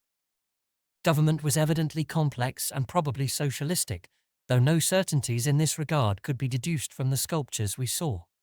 There was extensive commerce, both local and between different cities. Certain small, flat counters, 5-pointed and inscribed, serving as money. Probably the smaller of the various greenish soapstones found by our expedition were pieces of such currency. Though the culture was mainly urban, some agriculture and much stock raising existed. Mining and a limited amount of manufacturing were also practiced. Travel was very frequent, but permanent migration seemed relatively rare, except for the vast colonizing movements by which the race expanded.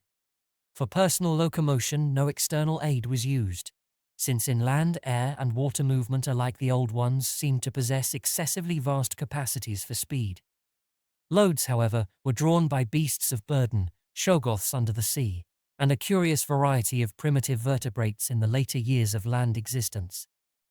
These vertebrates, as well as an infinity of other life forms, animal and vegetable, marine, terrestrial, and aerial, were the products of unguided evolution acting on life cells made by the old ones, but escaping beyond their radius of attention. They had been suffered to develop unchecked because they had not come in conflict with the dominant beings. Bothersome forms, of course, were mechanically exterminated. It interested us to see in some of the very last and most decadent sculptures a shambling primitive mammal, used sometimes for food and sometimes as an amusing buffoon by the land dwellers, whose vaguely simian and human foreshadowings were unmistakable. In the building of land cities, the huge stone blocks of the high towers were generally lifted by vast winged pterodactyls of a species heretofore unknown to paleontology. The persistence with which the old ones survived various geologic changes and convulsions of the Earth's crust was little short of miraculous.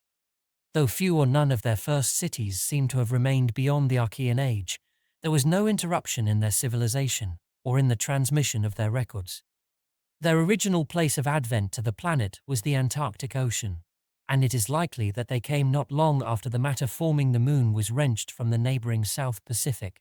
According to one of the sculptured maps, the whole globe was then underwater, with stone cities scattered farther and farther from the Antarctic as eons passed. Another map shows a vast bulk of dry land around the South Pole, where it is evident that some of the beings made experimental settlements, though their main centers were transferred to the nearest sea bottom. Later maps, which display this landmass as cracking and drifting, and sending certain detached parts northward, uphold in a striking way the theories of continental drift lately advanced by Taylor, Wegener, and Jolet. With the upheaval of new land in the South Pacific, tremendous events began. Some of the marine cities were hopelessly shattered, yet that was not the worst misfortune.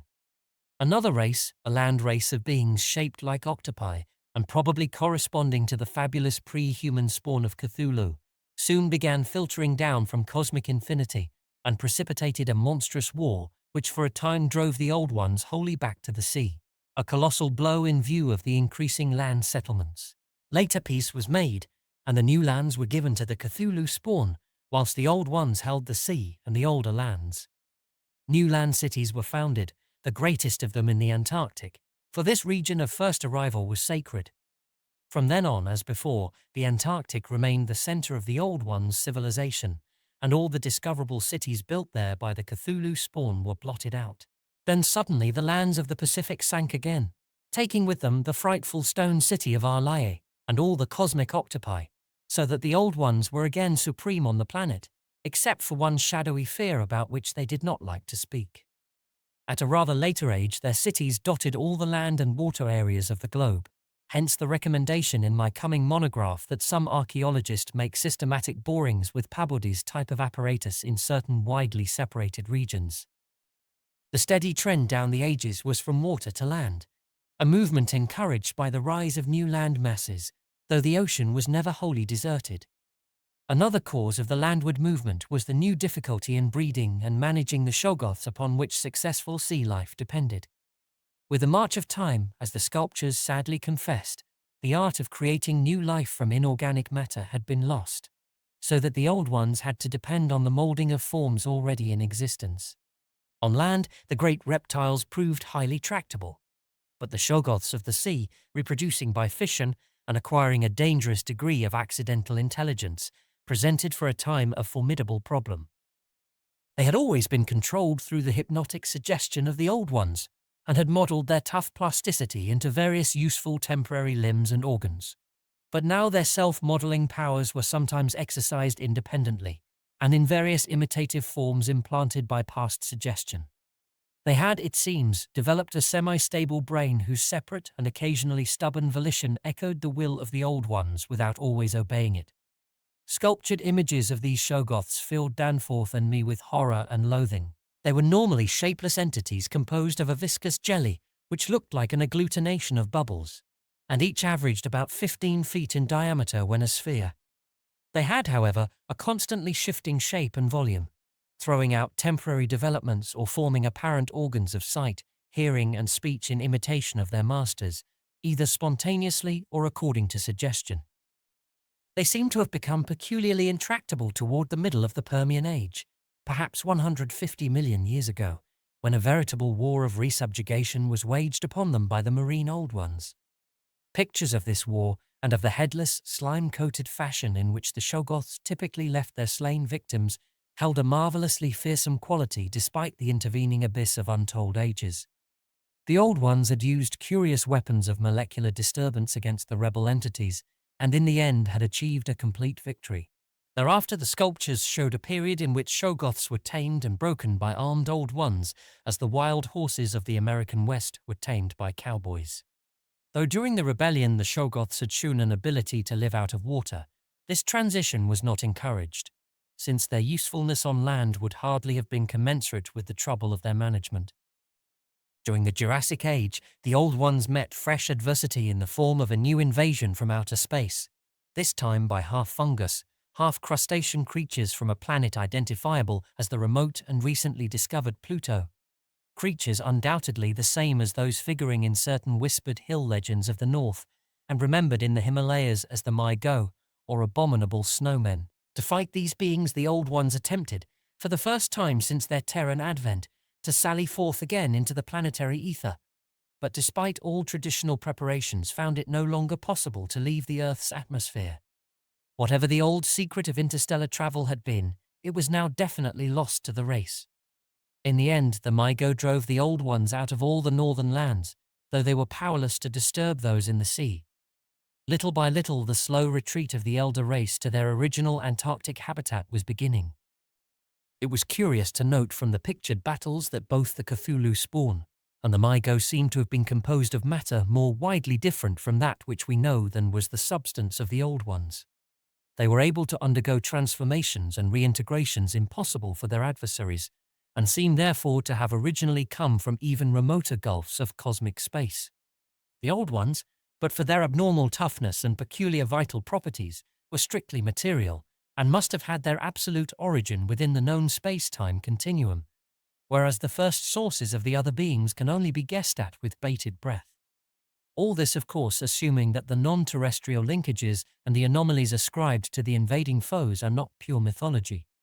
Conceivably, the old ones might have invented a cosmic framework to account for their occasional defeats, since historical interest and pride obviously formed their chief psychological element. It is significant that their annals failed to mention many advanced and potent races of beings, whose mighty cultures and towering cities figure persistently in certain obscure legends. The changing state of the world through long geologic ages appeared with startling vividness in many of the sculptured maps and scenes. In certain cases, existing science will require revision, while in other cases its bold deductions are magnificently confirmed. As I have said, the hypothesis of Taylor, Wegener, and Joly that all the continents are fragments of an original Antarctic land mass, which cracked from centrifugal force and drifted apart over a technically viscous lower surface, and hypothesis suggested by such things as the complementary outlines of Africa and South America, and the way the great mountain chains are rolled and shoved up, receives striking support from this uncanny source. Maps evidently showing the Carboniferous world of 100 million or more years ago displayed significant rifts and chasms destined later to separate Africa from the once continuous realms of Europe, then the Volusia of hellish primal legend, Asia, the Americas, and the Antarctic continent. Other charts, and most significantly one in connection with the founding 50 million years ago of the vast dead city around us, showed all the present continents well differentiated. And in the latest discoverable specimen, dating perhaps from the Pliocene age, the approximate world of today appeared quite clearly despite the linkage of Alaska with Siberia, of North America with Europe through Greenland, and of South America with the Antarctic continent through Graham Land. In the Carboniferous map, the whole globe, ocean floor, and rifted land mass alike bore symbols of the old one's vast stone cities, but in the later charts the gradual recession toward the Antarctic became very plain. The final Pliocene specimen showed no land cities except on the Antarctic continent and the tip of South America, nor any ocean cities north of the 50th parallel of south latitude. Knowledge and interest in the northern world, save for a study of coastlines probably made during long exploration flights on those fan-like membranous wings, had evidently declined to zero among the old ones. Destruction of cities through the upthrust of mountains, the centrifugal rending of continents, the seismic convulsions of land or sea bottom, and other natural causes was a matter of common record, and it was curious to observe how fewer and fewer replacements were made as the ages wore on. The vast dead megalopolis that yawned around us seemed to be the last general center of the race. Built early in the Cretaceous age after a titanic earth buckling had obliterated a still vaster predecessor not far distant, it appeared that this general region was the most sacred spot of all, where reputedly the first old ones had settled on a primal sea bottom.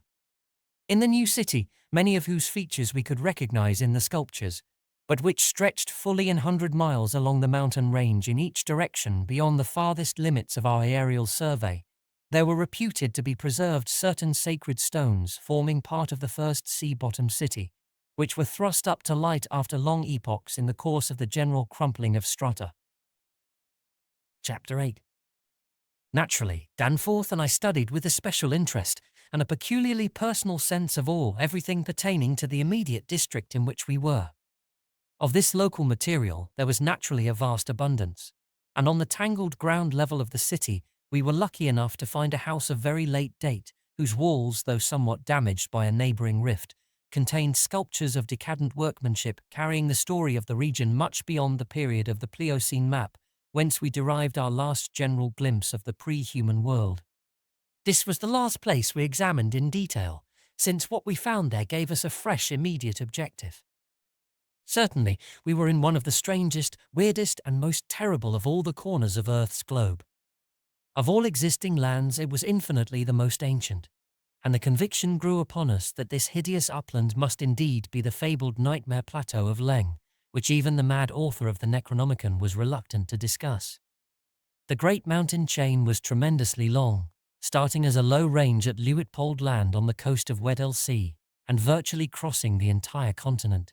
The really high part stretched in a mighty arc from about latitude 82 degrees, east longitude 60 degrees to latitude 70 degrees, east longitude 115 degrees, with its concave side toward our camp, and its seaward end in the region of that long ice-locked coast, whose hills were glimpsed by Wilkes and Mawson at the Antarctic Circle. Yet even more monstrous exaggerations of nature seemed disturbingly close at hand. I have said that these peaks are higher than the Himalayas, but the sculptures forbid me to say that they are Earth's highest. That grim honor is beyond doubt reserved for something which half the sculptures hesitated to record at all, whilst others approached it with obvious repugnance and trepidation. It seems that there was one part of the ancient land, the first part that ever rose from the waters after the earth had flung off the moon, and the old ones had seeped down from the stars, which had come to be shunned as vaguely and namelessly evil. Cities built there had crumbled before their time, and had been found suddenly deserted. Then, when the first great earth buckling had convulsed the region in the Comanchean age, a frightful line of peaks had shot suddenly up amidst the most appalling din and chaos, and Earth had received her loftiest and most terrible mountains. If the scale of the carvings was correct, these abhorred things must have been much over 40,000 feet high, radically vaster than even the shocking mountains of madness we had crossed. They extended, it appeared, from about latitude 77 degrees, east longitude 70 degrees to latitude 70 degrees east, longitude 100 degrees, less than 300 miles away from the dead city, so that we would have spied their dreaded summits in the dim western distance had it not been for that vague opalescent haze. Their northern end must likewise be visible from the long Antarctic Circle coastline at Queen Mary Land. Some of the old ones in the decadent days had made strange prayers to those mountains, but none ever went near them or dared to guess what lay beyond. No human eye had ever seen them, and as I studied the emotions conveyed in the carvings, I prayed that none ever might. There are protecting hills along the coast beyond them, Queen Mary and Kaiser Wilhelm lands, and I thank heaven no one has been able to land and climb those hills. I am not as skeptical about old tales and fears as I used to be, and I do not laugh now at the pre-human sculptor's notion that lightning paused meaningfully now and then at each of the brooding crests, and that an unexplained glow shone from one of those terrible pinnacles all through the long polar night. There may be a very real and very monstrous meaning in the old Pinacotic whispers about Kadath in the cold waste. But the terrain close at hand was hardly less strange, even if less namelessly accursed. Soon after the founding of the city, the great mountain range became the seat of the principal temples, and many carvings showed what grotesque and fantastic towers had pierced the sky, where now we saw only the curiously clinging cubes and ramparts. In the course of ages, the caves had appeared, and had been shaped into adjuncts of the temples. With the advance of still later epochs, all the limestone veins of the region were hollowed out by ground waters, so that the mountains, the foothills, and the plains below them were a veritable network of connected caverns and galleries. Many graphic sculptures told of explorations deep underground, and of the final discovery of the Stygian sunless sea that lurked at Earth's bowels. This vast nighted gulf had undoubtedly been worn by the great river which flowed down from the nameless and horrible westward mountains, and which had formerly turned at the base of the Old One's range and flowed beside that chain into the Indian Ocean between Bud and Totten lands on Wilkes's coastline. Little by little, it had eaten away the limestone hill base at its turning, till at last its sapping currents reached the caverns of the ground waters and joined with them in digging a deeper abyss. Finally, its whole bulk emptied into the hollow hills and left the old bed toward the ocean dry.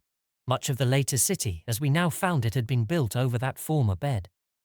The old ones, understanding what had happened, and exercising their always keen artistic sense, had carved into ornate pylons those headlands of the foothills where the great stream began its descent into eternal darkness. This river, once crossed by scores of noble stone bridges, was plainly the one whose extinct course we had seen in our aeroplane survey. Its position in different carvings of the city helped us to orient ourselves to the scene, as it had been at various stages of the region's age-long eon-dead history, so that we were able to sketch a hasty but careful map of the salient features, squares, important buildings, and the like for guidance in further explorations. We could soon reconstruct in fancy the whole stupendous thing as it was 1,000,000 or 10,000,000 or 50,000,000 years ago, for the sculptures told us exactly what the buildings and mountains and squares and suburbs and landscape setting and luxuriant tertiary vegetation had looked like. It must have had a marvelous and mystic beauty, and as I thought of it, I almost forgot the clammy sense of sinister oppression with which the city's inhuman age and massiveness and deadness and remoteness and glacial twilight had choked and weighed on my spirit. Yet according to certain carvings, the denizens of that city had themselves known the clutch of oppressive terror. For there was a somber and recurrent type of scene in which the old ones were shewn in the act of recoiling affrightedly from some object, never allowed to appear in the design, found in the great river and indicated as having been washed down through waving vine-draped cycad forests from those horrible westward mountains. It was only in the one late-built house with decadent carvings that we obtained any foreshadowing of the final calamity leading to the city's desertion. Undoubtedly, there must have been many sculptures of the same age elsewhere, even allowing for the slackened energies and aspirations of a stressful and uncertain period. Indeed, very certain evidence of the existence of others came to us shortly afterward. But this was the first and only set we directly encountered. We meant to look farther later on, but as I have said, immediate conditions dictated another present objective. There would, though, have been a limit, for after all hope of a long future occupancy of the place had perished among the old ones, there could not but have been a complete cessation of mural decoration. The ultimate blow, of course, was the coming of the great cold which once held most of the earth in thrall, and which has never departed from the ill-fated poles, the great cold that, at the world's other extremity, put an end to the fabled lands of Loma and Hyperborea. Just when this tendency began in the Antarctic, it would be hard to say in terms of exact years. Nowadays we set the beginning of the general glacial periods at a distance of about 500,000 years from the present, but at the poles the terrible scourge must have commenced much earlier. All quantitative estimates are partly guesswork, but it is quite likely that the decadent sculptures were made considerably less than 1,000,000 years ago, and that the actual desertion of the city was complete long before the conventional opening of the Pleistocene 500,000 years ago, as reckoned in terms of the Earth's whole surface. In the decadent sculptures, there were signs of thinner vegetation everywhere, and of a decreased country life on the part of the old ones. Heating devices were shown in the houses, and winter travellers were represented as muffled in protective fabrics.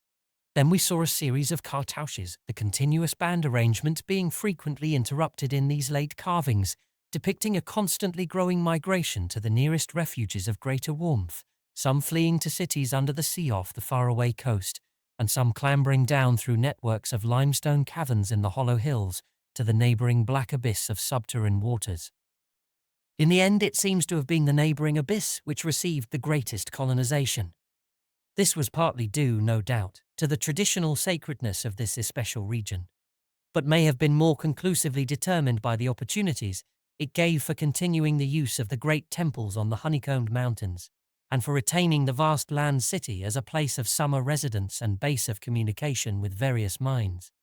The linkage of old and new abodes was made more effective by means of several gradings and improvements along the connecting routes, including the chiselling of numerous direct tunnels from the ancient metropolis to the black abyss, sharply down-pointing tunnels whose mouths we carefully drew, according to our most thoughtful estimates, on the guide map we were compiling. It was obvious that at least 2 of these tunnels lay within a reasonable exploring distance of where we were, both being on the mountainward edge of the city, one less than a quarter-mile toward the ancient river course, and the other perhaps twice that distance in the opposite direction. The abyss, it seems, had shelving shores of dry land at certain places, but the old ones built their new city under water, no doubt because of its greater certainty of uniform warmth. The depth of the hidden sea appears to have been very great, so that the Earth's internal heat could ensure its habitability for an indefinite period. The beings seem to have had no trouble in adapting themselves to part-time, and eventually, of course, whole-time residence underwater, since they had never allowed their gill systems to atrophy. There were many sculptures which showed how they had always frequently visited their submarine kinsfolk elsewhere, and how they had habitually bathed on the deep bottom of their great river. The darkness of inner earth could likewise have been no deterrent to a race accustomed to long Antarctic nights. Decadent though their style undoubtedly was, these latest carvings had a truly epic quality, where they told of the building of the new city in the cavern sea. The old ones had gone about it scientifically, quarrying insoluble rocks from the heart of the honeycombed mountains and employing expert workers from the nearest submarine city to perform the construction according to the best methods. These workers brought with them all that was necessary to establish the new venture Shoggoth tissue from which to breed stone lifters and subsequent beasts of burden for the cavern city, and other protoplasmic matter to mold into phosphorescent organisms for lighting purposes. At last a mighty metropolis rose on the bottom of that Stygian sea, its architecture much like that of the city above, and its workmanship displaying relatively little decadence because of the precise mathematical element inherent in building operations. The newly bred Shoggoths grew to enormous size and singular intelligence, and were represented as taking and executing orders with marvelous quickness. They seemed to converse with the old ones by mimicking their voices, a sort of musical piping over a wide range, if poor Lake's dissection had indicated aright, and to work more from spoken commands than from hypnotic suggestions as in earlier times. They were, however, kept in admirable control. The phosphorescent organisms supplied light with vast effectiveness, and doubtless atoned for the loss of the familiar polar auroras of the outer world night. Art and decoration were pursued, though of course with a certain decadence. The old ones seemed to realize this falling off themselves, and in many cases anticipated the policy of Constantine the Great, by transplanting especially fine blocks of ancient carving from their land city, just as the emperor, in a similar age of decline, stripped Greece and Asia of their finest art to give his new Byzantine capital greater splendors than its own people could create. That the transfer of sculptured blocks had not been more extensive was doubtless owing to the fact that the land city was not at first wholly abandoned. By the time total abandonment did occur, and it surely must have occurred before the polar Pleistocene was far advanced, the old ones had perhaps become satisfied with their decadent art, or had ceased to recognize the superior merit of the older carvings. At any rate, the eon-silent ruins around us had certainly undergone no wholesale sculptural denudation, though all the best separate statues, like other movables, had been taken away. The decadent cartouches and dados telling this story were, as I have said, the latest we could find in our limited search. They left us with a picture of the old ones shuttling back and forth betwixt the land city in summer and the sea cavern city in winter, and sometimes trading with the sea-bottom cities off the Antarctic coast. By this time the ultimate doom of the land city must have been recognized, for the sculptures showed many signs of the cold's malign encroachments. Vegetation was declining, and the terrible snows of the winter no longer melted completely even in midsummer. The saurian livestock were nearly all dead, and the mammals were standing it none too well. To keep on with the work of the upper world, it had become necessary to adapt some of the amorphous and curiously cold-resistant Shoggoths to land life, a thing the old ones had formerly been reluctant to do. The great river was now lifeless, and the upper sea had lost most of its denizens except the seals and whales. All the birds had flown away, save only the great, grotesque penguins. What had happened afterward we could only guess.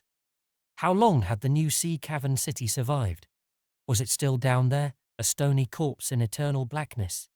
Had the subterranean waters frozen at last? To what fate had the ocean-bottom cities of the outer world been delivered? Had any of the old ones shifted north ahead of the creeping ice cap? Existing geology shows no trace of their presence. Had the frightful Mygo been still a menace in the outer land world of the north? Could one be sure of what might or might not linger even to this day in the lightless and unplumbed abysses of Earth's deepest waters? Those things had seemingly been able to withstand any amount of pressure, and men of the sea have fished up curious objects at times. And has the killer whale theory really explained the savage and mysterious scars on Antarctic seals, noticed a generation ago by Borchgrevink? The specimens found by Poor Lake did not enter into these guesses, for their geologic setting proved them to have lived at what must have been a very early date in the land city's history. They were, according to their location, certainly not less than 30 million years old, and we reflected that in their day the sea cavern city, and indeed the cavern itself, had no existence. They would have remembered an older scene, with lush tertiary vegetation everywhere, a younger land city of flourishing arts around them, and a great river sweeping northward along the base of the mighty mountains toward a faraway tropic ocean. And yet we could not help thinking about these specimens, especially about the 8 perfect ones that were missing from Lake's hideously ravaged camp. There was something abnormal about that whole business, the strange things we had tried so hard to lay to somebody's madness, those frightful graves, the amount and nature of the missing material, Jedney, the unearthly toughness of those archaic monstrosities, and the queer vital freaks the sculptures now showed the race to have. Danforth and I had seen a good deal in the last few hours, and were prepared to believe and keep silent about many appalling and incredible secrets of primal nature. Chapter 9. I have said that our study of the decadent sculptures brought about a change in our immediate objective. This, of course, had to do with the chiseled avenues to the black inner world, of whose existence we had not known before, but which we were now eager to find and traverse. From the evident scale of the carvings, we deduced that a steeply descending walk of about a mile through either of the neighbouring tunnels would bring us to the brink of the dizzy sunless cliffs above the great abyss, down whose side adequate paths, improved by the old ones, led to the rocky shore of the hidden and nighted ocean. To behold this fabulous gulf in stark reality was a lure which seemed impossible of resistance once we knew of the thing. Yet we realized we must begin the quest at once if we expected to include it on our present flight. It was now 8 p.m., and we had not enough battery replacements to let our torches burn on forever. We had done so much of our studying and copying below the glacial level that our battery supply had had at least 5 hours of nearly continuous use, and despite the special dry cell formula would obviously be good for only about 4 more, though by keeping one torch unused, except for especially interesting or difficult places, we might manage to eke out a safe margin beyond that. It would not do to be without a light in these cyclopean catacombs, hence in order to make the abyss trip, we must give up all further mural deciphering. Of course, we intended to revisit the place for days, and perhaps weeks of intensive study and photography, curiosity having long ago got the better of horror, but just now we must hasten. Our supply of trail-blazing paper was far from unlimited, and we were reluctant to sacrifice spare notebooks or sketching paper to augment it. But we did let one large notebook go. If worst came to worst, we could resort to rock chipping, and of course it would be possible, even in case of really lost direction, to work up to full daylight by one channel or another if granted sufficient time for plentiful trial and error. So at last we set off eagerly in the indicated direction of the nearest tunnel. According to the carvings from which we had made our map, the desired tunnel mouth could not be much more than a quarter mile from where we stood, the intervening space showing solid-looking buildings quite likely to be penetrable still at a subglacial level. The opening itself would be in the basement, on the angle nearest the foothills, of a vast 5-pointed structure of evidently public and perhaps ceremonial nature, which we tried to identify from our aerial survey of the ruins. No such structure came to our minds as we recalled our flight, hence we concluded that its upper parts had been greatly damaged, or that it had been totally shattered in an ice rift we had noticed. In the latter case, the tunnel would probably turn out to be choked, so that we would have to try the next nearest one, the one less than a mile to the north. The intervening river course prevented our trying any of the more southerly tunnels on this trip, and indeed, if both of the neighbouring ones were choked, it was doubtful whether our batteries would warrant an attempt on the next northerly one, about a mile beyond our second choice. As we threaded our dim way through the labyrinth with the aid of map and compass, traversing rooms and corridors in every stage of ruin or preservation, clambering up ramps, crossing upper floors and bridges and clambering down again, encountering choked doorways and piles of debris, hastening now and then along finely preserved and uncannily immaculate stretches, taking false leads and retracing our way in such cases, removing the blind paper trail we had left, and once in a while striking the bottom of an open shaft through which daylight poured or trickled down. We were repeatedly tantalized by the sculptured walls along our route. Many must have told tales of immense historical importance, and only the prospect of later visits reconciled us to the need of passing them by. As it was, we slowed down once in a while and turned on our second torch. If we had had more films, we would certainly have paused briefly to photograph certain bas-reliefs, but time-consuming hand copying was clearly out of the question. I come now once more to a place where the temptation to hesitate, or to hint rather than state, is very strong. It is necessary, however, to reveal the rest in order to justify my course in discouraging further exploration.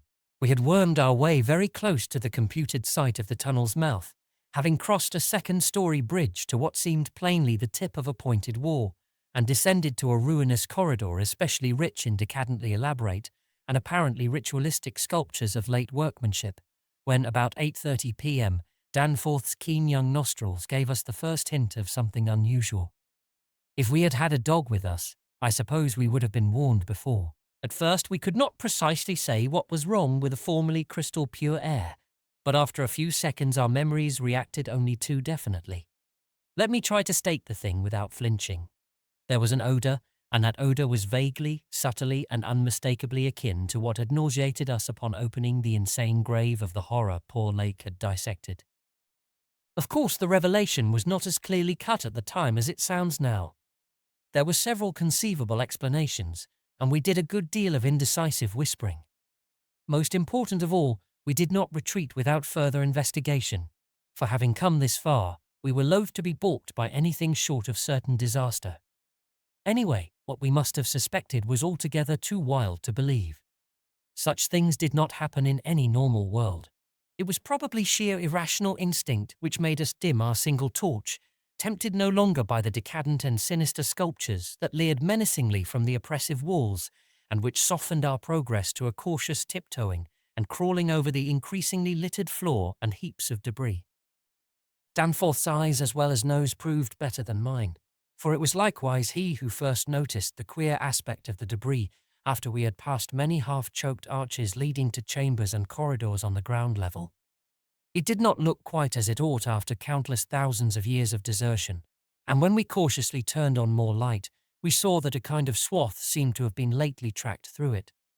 The irregular nature of the litter precluded any definite marks, but in the smoother places there were suggestions of the dragging of heavy objects. Once we thought there was a hint of parallel tracks, as if of runners. This was what made us pause again. It was during that pause that we caught, simultaneously this time, the other odour ahead. Paradoxically, it was both a less frightful and a more frightful odour, less frightful intrinsically, but infinitely appalling in this place under the known circumstances. Unless, of course, Jedney. For the odour was the plain and familiar one of common petrol, everyday gasoline. Our motivation after that is something I will leave to psychologists. We knew now that some terrible extension of the camp horrors must have crawled into this nighted burial place of the eons, hence could not doubt any longer the existence of nameless conditions, present or at least recent just ahead. Yet in the end we did let sheer burning curiosity or anxiety or auto-hypnotism or vague thoughts of responsibility toward Jedney or whatnot drive us on. Danforth whispered again of the print he thought he had seen at the alley turning in the ruins above, and of the faint musical piping, potentially of tremendous significance in the light of Lake's dissection report despite its close resemblance to the cave-mouth echoes of the windy peaks, which he thought he had shortly afterward half heard from unknown depths below. I, in my turn, whispered of how the camp was left, of what had disappeared, and of how the madness of a lone survivor might have conceived the inconceivable, a wild trip across the monstrous mountains and a descent into the unknown primal masonry.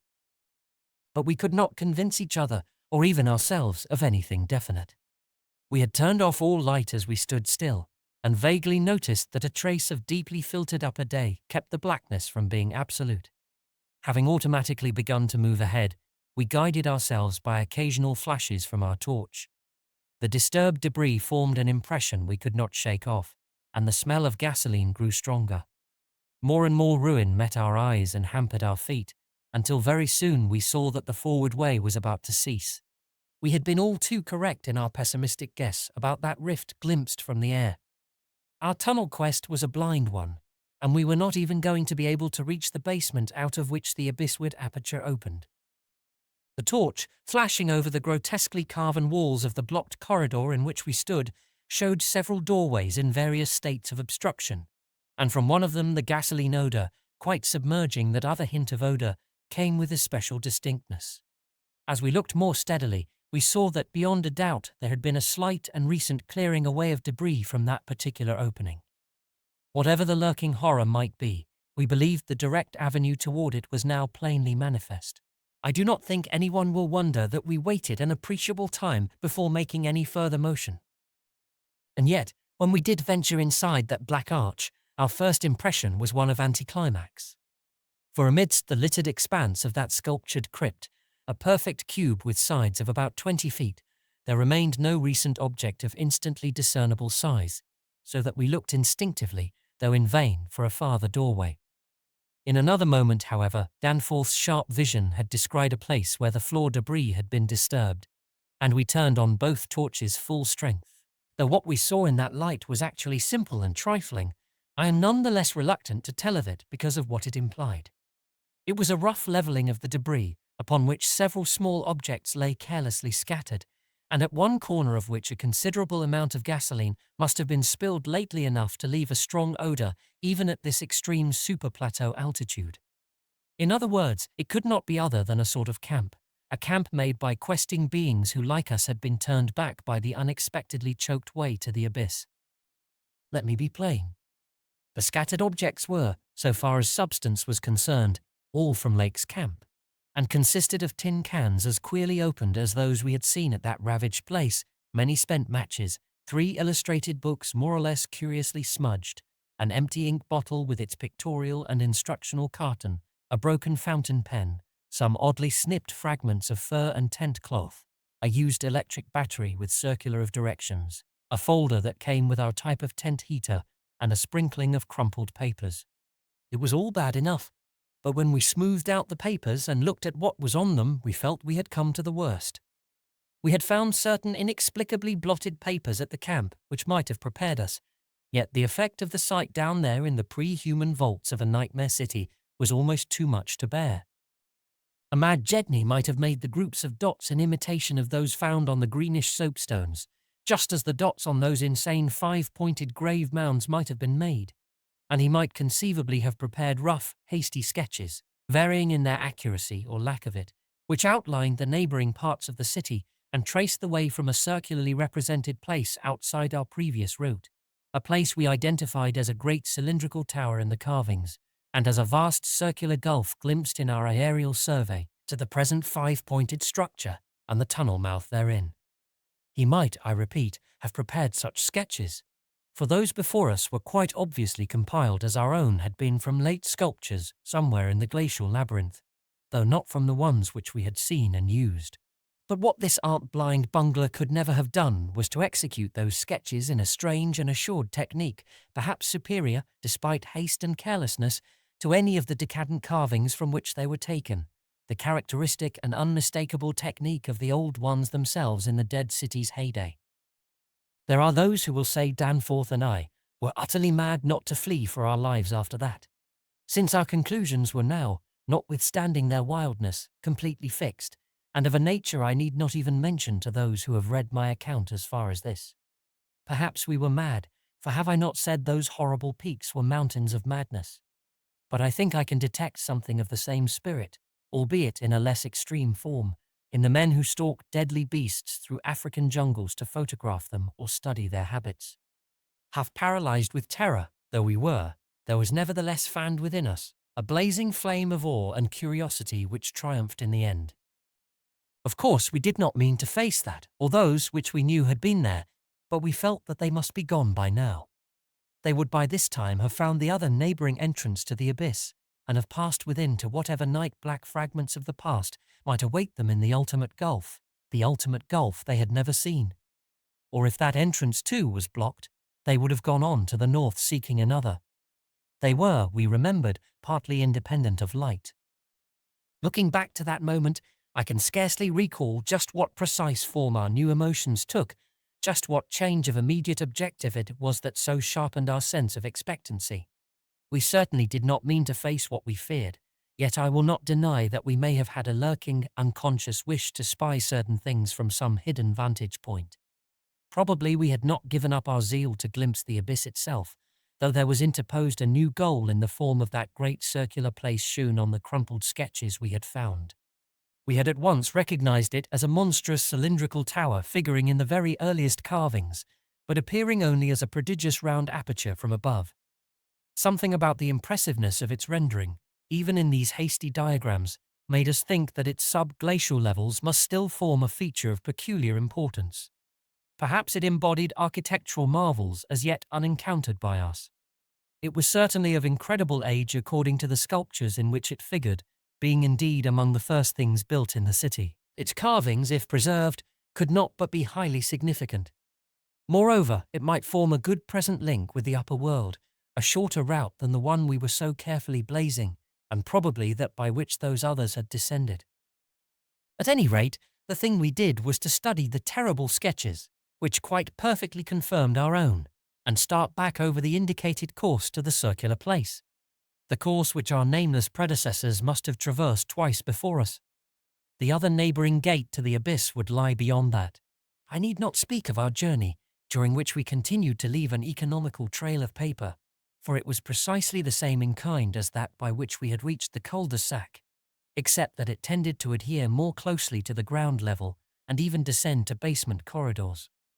Every now and then we could trace certain disturbing marks in the debris or litter underfoot, and after we had passed outside the radius of the gasoline scent, we were again faintly conscious, spasmodically, of that more hideous and more persistent scent. After the way had branched from our former course, we sometimes gave the rays of our single torch a furtive sweep along the walls, noting in almost every case the well-nigh omnipresent sculptures, which indeed seemed to have formed a main aesthetic outlet for the old ones. About 9:30 p.m., while traversing a vaulted corridor whose increasingly glaciated floor seemed somewhat below the ground level, and whose roof grew lower as we advanced, we began to see strong daylight ahead and were able to turn off our torch. It appeared that we were coming to the vast circular place, and that our distance from the upper air could not be very great. The corridor ended in an arch surprisingly low for these megalithic ruins, but we could see much through it even before we emerged. Beyond there stretched a prodigious round space, fully 200 feet in diameter, strewn with debris and containing many choked archways corresponding to the one we were about to cross.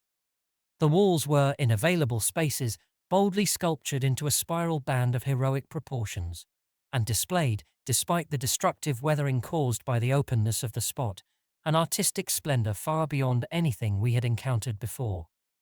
The littered floor was quite heavily glaciated, and we fancied that the true bottom lay at a considerably lower depth.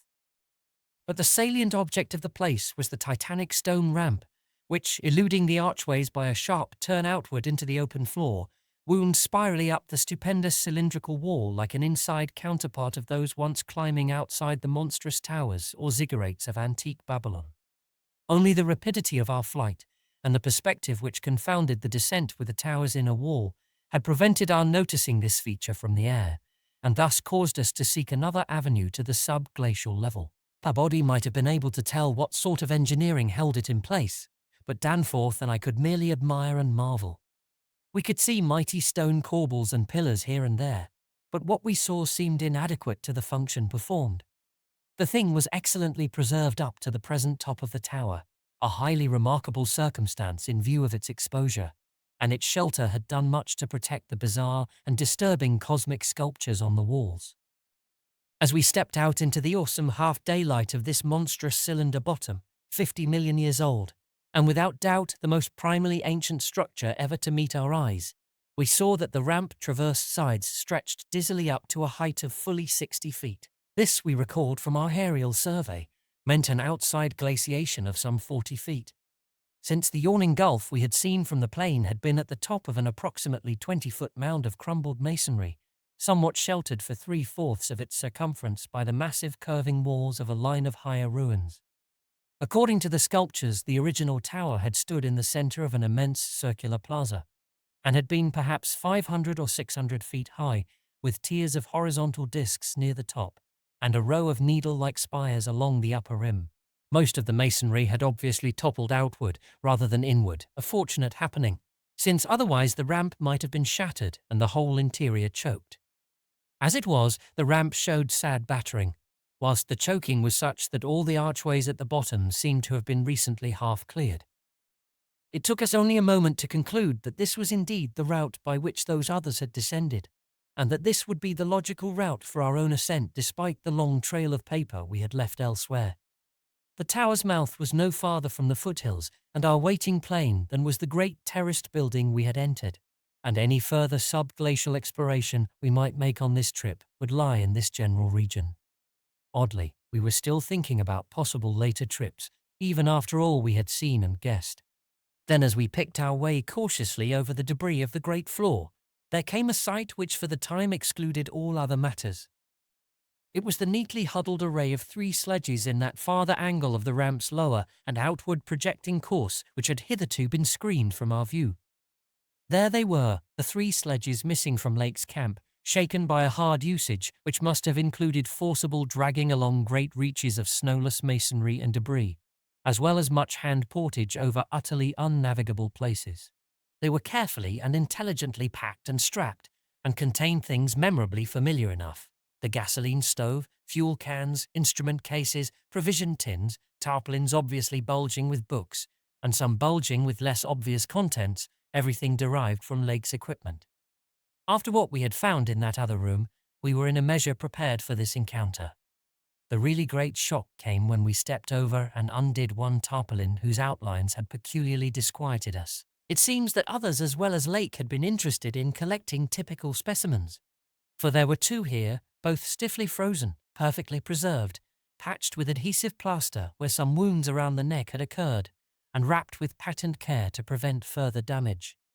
They were the bodies of young Jedney and the missing dog. Chapter 10. Many people will probably judge us callous as well as mad for thinking about the northward tunnel and the abyss so soon after our sombre discovery, and I am not prepared to say that we would have immediately revived such thoughts, but for a specific circumstance which broke in upon us and set up a whole new train of speculations. We had replaced the tarpaulin over poor Jedney, and were standing in a kind of mute bewilderment when the sounds finally reached our consciousness, the first sounds we had heard since descending out of the open where the mountain wind whined faintly from its unearthly heights. Well known and mundane though they were, their presence in this remote world of death was more unexpected and unnerving than any grotesque or fabulous tones could possibly have been, since they gave a fresh upsetting to all our notions of cosmic harmony. Had it been some trace of that bizarre musical piping over a wide range, which Lake's dissection report had led us to expect in those others, and which indeed our overwrought fancies had been reading into every wind howl we had heard since coming on the camp horror, it would have had a kind of hellish congruity with the eon-dead region around us. A voice from other epochs belongs in a graveyard of other epochs. As it was, however, the noise shattered all our profoundly seated adjustments, all our tacit acceptance of the inner Antarctic as a waste as utterly and irrevocably void of every vestige of normal life as the sterile disk of the moon. What we heard was not the fabulous note of any buried blasphemy of elder Earth, from whose supernal toughness an age-denied polar sun had evoked a monstrous response. Instead, it was a thing so mockingly normal and so unerringly familiarized by our sea days off Victoria Land and our camp days at McMurdo Sound that we shuddered to think of it here, where such things ought not to be. To be brief, it was simply the raucous squawking of a penguin. The muffled sound floated from subglacial recesses nearly opposite to the corridor whence we had come, regions manifestly in the direction of that other tunnel to the vast abyss. The presence of a living water bird in such a direction, in a world whose surface was one of age-long and uniform lifelessness, could lead to only one conclusion. Hence our first thought was to verify the objective reality of the sound. It was indeed repeated, and seemed at times to come from more than one throat. Seeking its source, we entered an archway from which much debris had been cleared, resuming our trail blazing, with an added paper supply taken with curious repugnance from one of the tarpaulin bundles on the sledges when we left daylight behind. As the glaciated floor gave place to a litter of detritus, we plainly discerned some curious dragging tracks, and once Danforth found a distinct print of a sort whose description would be only too superfluous. The course indicated by the penguin cries was precisely what our map and compass prescribed as an approach to the more northerly tunnel mouth, and we were glad to find that a bridgeless thoroughfare on the ground and basement levels seemed open. The tunnel, according to the chart, ought to start from the basement of a large pyramidal structure, which we seemed vaguely to recall from our aerial survey as remarkably well preserved. Along our path, a single torch showed a customary profusion of carvings, but we did not pause to examine any of these. Suddenly a bulky white shape loomed up ahead of us, and we flashed on the second torch. It is odd how wholly this new quest had turned our minds from earlier fears of what might lurk near. Those other ones, having left their supplies in the great circular place, must have planned to return after their scouting trip toward or into the abyss. Yet we had now discarded all caution concerning them as completely as if they had never existed. This white, waddling thing was fully 6 feet high, yet we seemed to realize at once that it was not one of those others. They were larger and dark, and according to the sculptures, their motion over land surfaces was a swift, assured matter despite the queerness of their sea-borne tentacle equipment. But to say that the white thing did not profoundly frighten us would be vain. We were indeed clutched for an instant by a primitive dread almost sharper than the worst of our reasoned fears regarding those others. Then came a flash of anticlimax as the white shape sidled into a lateral archway to our left to join 2 others of its kind which had summoned it in raucous tones. For it was only a penguin, albeit of a huge, unknown species larger than the greatest of the known king penguins, and monstrous in its combined albinism and virtual eyelessness. When we had followed the thing into the archway and turned both our torches on the indifferent and unheeding group of 3, we saw that they were all eyeless albinos of the same unknown and gigantic species. Their size reminded us of some of the archaic penguins depicted in the Old One's sculptures, and it did not take us long to conclude that they were descended from the same stock, undoubtedly surviving through a retreat to some warmer inner region whose perpetual blackness had destroyed their pigmentation and atrophied their eyes to mere useless slits. That their present habitat was the vast abyss we sought was not for a moment to be doubted, and this evidence of the gulf's continued warmth and habitability filled us with the most curious and subtly perturbing fancies. We wondered, too, what had caused these 3 birds to venture out of their usual domain. The state and silence of the great dead city made it clear that it had at no time been an habitual seasonal rookery, whilst the manifest indifference of the trio to our presence made it seem odd that any passing party of those others should have startled them. Was it possible that those others had taken some aggressive action or tried to increase their meat supply? We doubted whether that pungent odor which the dogs had hated could cause an equal antipathy in these penguins, since their ancestors had obviously lived on excellent terms with the Old Ones, an amicable relationship which must have survived in the abyss below as long as any of the Old Ones remained.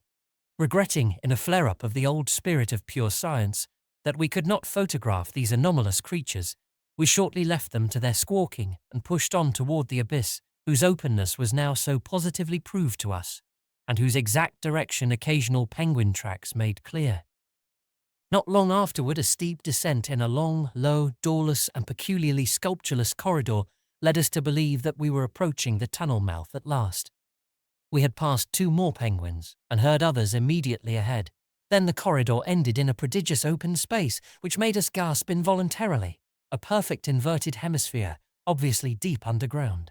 Fully 100 feet in diameter and 50 feet high, with low archways opening around all parts of the circumference but one, and that one yawning cavernously with a black arched aperture which broke the symmetry of the vault to a height of nearly 15 feet. It was the entrance to the great abyss. In this vast hemisphere, whose concave roof was impressively, though decadently carved to a likeness of the primordial celestial dome, a few albino penguins waddled aliens there, but indifferent and unseeing. The black tunnel yawned indefinitely off at a steep descending grade, its aperture adorned with grotesquely chiseled jambs and lintel. From that cryptical mouth, we fancied a current of slightly warmer air, and perhaps even a suspicion of vapor proceeded, and we wondered what living entities other than penguins the limitless void below, and the contiguous honeycombings of the land and the Titan mountains might conceal. We wondered, too, whether the trace of mountain-top smoke at first suspected by Poor Lake, as well as the odd haze we had ourselves perceived around the rampart-crowned peak, might not be caused by the tortuous channeled rising of some such vapor from the unfathomed regions of Earth's core. Entering the tunnel, we saw that its outline was, at least at the start, about 15 feet each way, Sides, floor and arched roof composed of the usual megalithic masonry. The sides were sparsely decorated with cartouches of conventional designs in a late, decadent style, and all the construction and carving were marvelously well preserved. The floor was quite clear, except for a slight detritus bearing outgoing penguin tracks and the inward tracks of those others. The farther one advanced, the warmer it became, so that we were soon unbuttoning our heavy garments. We wondered whether there were any actually igneous manifestations below, and whether the waters of that sunless sea were hot. After a short distance, the masonry gave place to solid rock, though the tunnel kept the same proportions and presented the same aspect of carved regularity. Occasionally, its varying grade became so steep that grooves were cut in the floor. Several times we noted the mouths of small lateral galleries not recorded in our diagrams, none of them such as to complicate the problem of our return, and all of them welcome as possible refuges in case we met unwelcome entities on their way back from the abyss. The nameless scent of such things was very distinct. Doubtless it was suicidally foolish to venture into that tunnel under the known conditions, but the lure of the unplumbed is stronger in certain persons than most suspect indeed. It was just such a lure which had brought us to this unearthly polar waste in the first place. We saw several penguins as we passed along, and speculated on the distance we would have to traverse. The carvings had led us to expect a steep downhill walk of about a mile to the abyss, but our previous wanderings had shown us that matters of scale were not wholly to be depended on. After about a quarter of a mile, that nameless scent became greatly accentuated, and we kept very careful track of the various lateral openings we passed. There was no visible vapor as at the mouth, but this was doubtless due to the lack of contrasting cooler air.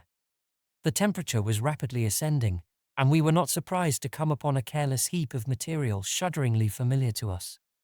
It was composed of furs and tent cloth taken from Lake's camp, and we did not pause to study the bizarre forms into which the fabrics had been slashed. Slightly beyond this point, we noticed a decided increase in the size and number of the side galleries, and concluded that the densely honeycombed region beneath the higher foothills must now have been reached.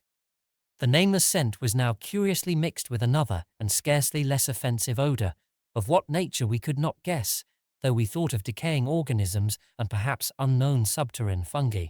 Then came a startling expansion of the tunnel for which the carvings had not prepared us, a broadening and rising into a lofty, natural-looking elliptical cavern with a level floor, some 75 feet long and 50 broad, and with many immense side passages leading away into cryptical darkness.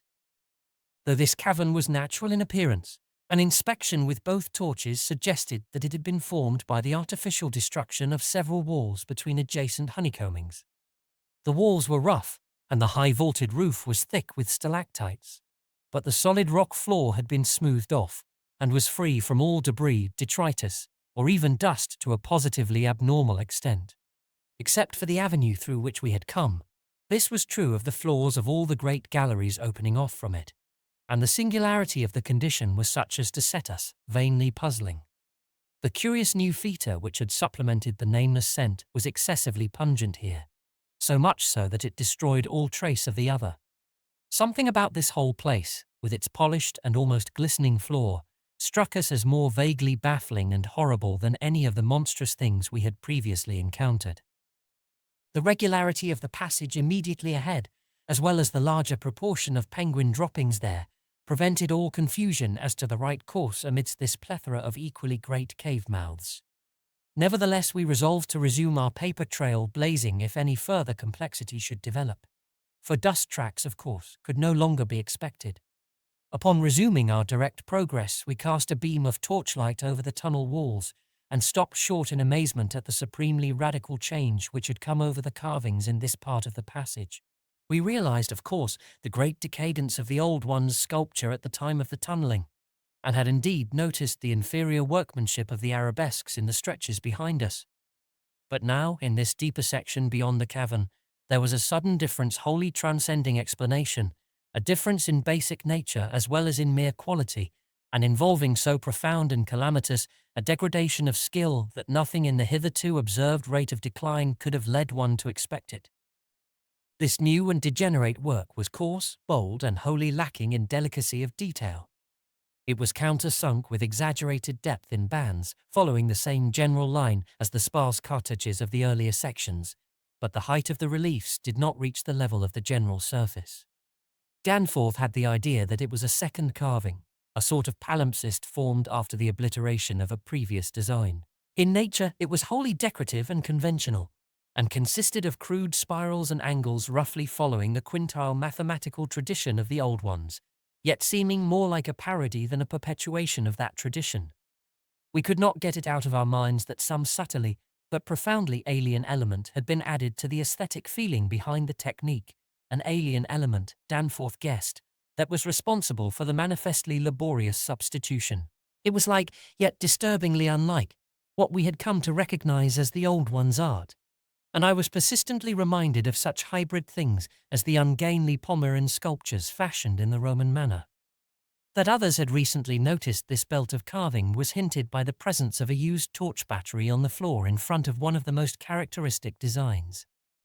Since we could not afford to spend any considerable time in study, we resumed our advance after a cursory look, though frequently casting beams over the walls to see if any further decorative changes developed.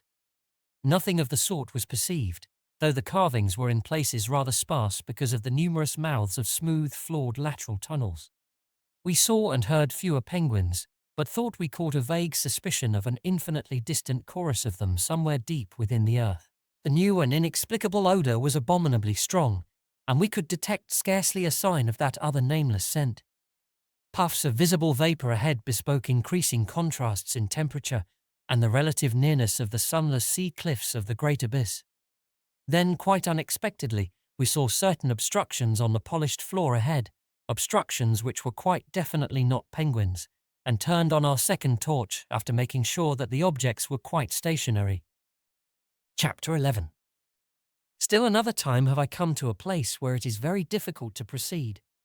I ought to be hardened by this stage, but there are some experiences and intimations which scar too deeply to permit of healing, and leave only such an added sensitiveness that memory re-inspires all the original horror. We saw, as I have said, certain obstructions on the polished floor ahead, and I may add that our nostrils were assailed almost simultaneously by a very curious intensification of the strange prevailing foetor, now quite plainly mixed with the nameless stench of those others which had gone before us.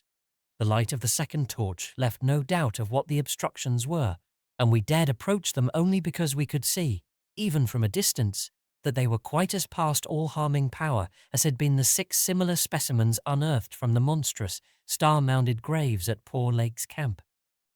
They were indeed as lacking in completeness as most of those we had unearthed, though it grew plain from the thick, dark green pool gathering around them that their incompleteness was of infinitely greater recency. There seemed to be only 4 of them, whereas Lake's bulletins would have suggested no less than 8 as forming the group which had preceded us. To find them in this state was wholly unexpected, and we wondered what sort of monstrous struggle had occurred down here in the dark. Penguins, attacked in a body, retaliate savagely with their beaks, and our ears now made certain the existence of a rookery far beyond. Had those others disturbed such a place and aroused murderous pursuit? The obstructions did not suggest it, for penguin beaks against the tough tissues Lake had dissected could hardly account for the terrible damage our approaching glance was beginning to make out. Besides, the huge blind birds we had seen appeared to be singularly peaceful. Had there, then, been a struggle among those others, and were the absent 4 responsible? If so, where were they? Were they close at hand and likely to form an immediate menace to us? We glanced anxiously at some of the smooth, floored lateral passages as we continued our slow and frankly reluctant approach. Whatever the conflict was, it had clearly been that which had frightened the penguins into their unaccustomed wandering. It must, then, have arisen near that faintly heard rookery in the incalculable gulf beyond, since there were no signs that any birds had normally dwelt here. Perhaps, we reflected, there had been a hideous running fight, with the weaker party seeking to get back to the cached sledges when their pursuers finished them. One could picture the demoniac fray between namelessly monstrous entities as it surged out of the black abyss with great clouds of frantic penguins squawking and scurrying ahead. I say that we approached those sprawling and incomplete obstructions slowly and reluctantly. Would to heaven we had never approached them at all, but had run back at top speed out of that blasphemous tunnel with the greasily smooth floors and the degenerate murals aping and mocking the things they had superseded, run back before we had seen what we did see, and before our minds were burned with something which will never let us breathe easily again. Both of our torches were turned on the prostrate objects, so that we soon realized the dominant factor in their incompleteness. Mauled, compressed, twisted and ruptured as they were, their chief common injury was total decapitation. From each one the tentacled starfish head had been removed, and as we drew near we saw that the manner of removal looked more like some hellish tearing or suction than like any ordinary form of cleavage. Their noisome dark green ichor formed a large spreading pool, but its stench was half overshadowed by that newer and stranger stench, here more pungent than at any other point along our route. Only when we had come very close to the sprawling obstructions could we trace that second, unexplainable feature to any immediate source, and the instant we did so Danforth, remembering certain very vivid sculptures of the Old One's history in the Permian Age 150 million years ago, gave vent to a nerve-tortured cry which echoed hysterically through that vaulted and archaic passage with the evil palimpsest carvings. I came only just short of echoing his cry myself, for I had seen those primal sculptures too, and had shudderingly admired the way the nameless artist had suggested that hideous slime coating found on certain incomplete and prostrate Old Ones, those whom the frightful Shoggoths had characteristically slain and sucked to a ghastly headlessness in the great war of resubjugation. They were infamous, nightmare sculptures even when telling of age-old, bygone things. For Shoggoths and their work ought not to be seen by human beings or portrayed by any beings. The mad author of the Necronomicon had nervously tried to swear that none had been bred on this planet, and that only drugged dreamers had ever conceived them. Formless protoplasm able to mock and reflect all forms and organs and processes, viscous agglutinations of bubbling cells, rubbery 15-foot spheroids infinitely plastic and ductile, slaves of suggestion, builders of cities, more and more sullen, more and more intelligent, more and more amphibious, more and more imitative, great God. What madness made even those blasphemous Old Ones willing to use and to carve such things? And now, when Danforth and I saw the freshly glistening and reflectively iridescent black slime which clung thickly to those headless bodies and stank obscenely with that new unknown odor, whose cause only a diseased fancy could envisage, clung to those bodies and sparkled less voluminously on a smooth part of the accursedly resculptured wall in a series of grouped dots, we understood the quality of cosmic fear to its uttermost depths. It was not fear of those four missing others, for all too well did we suspect they would do no harm again. Poor devils, after all, they were not evil things of their kind. They were the men of another age and another order of being.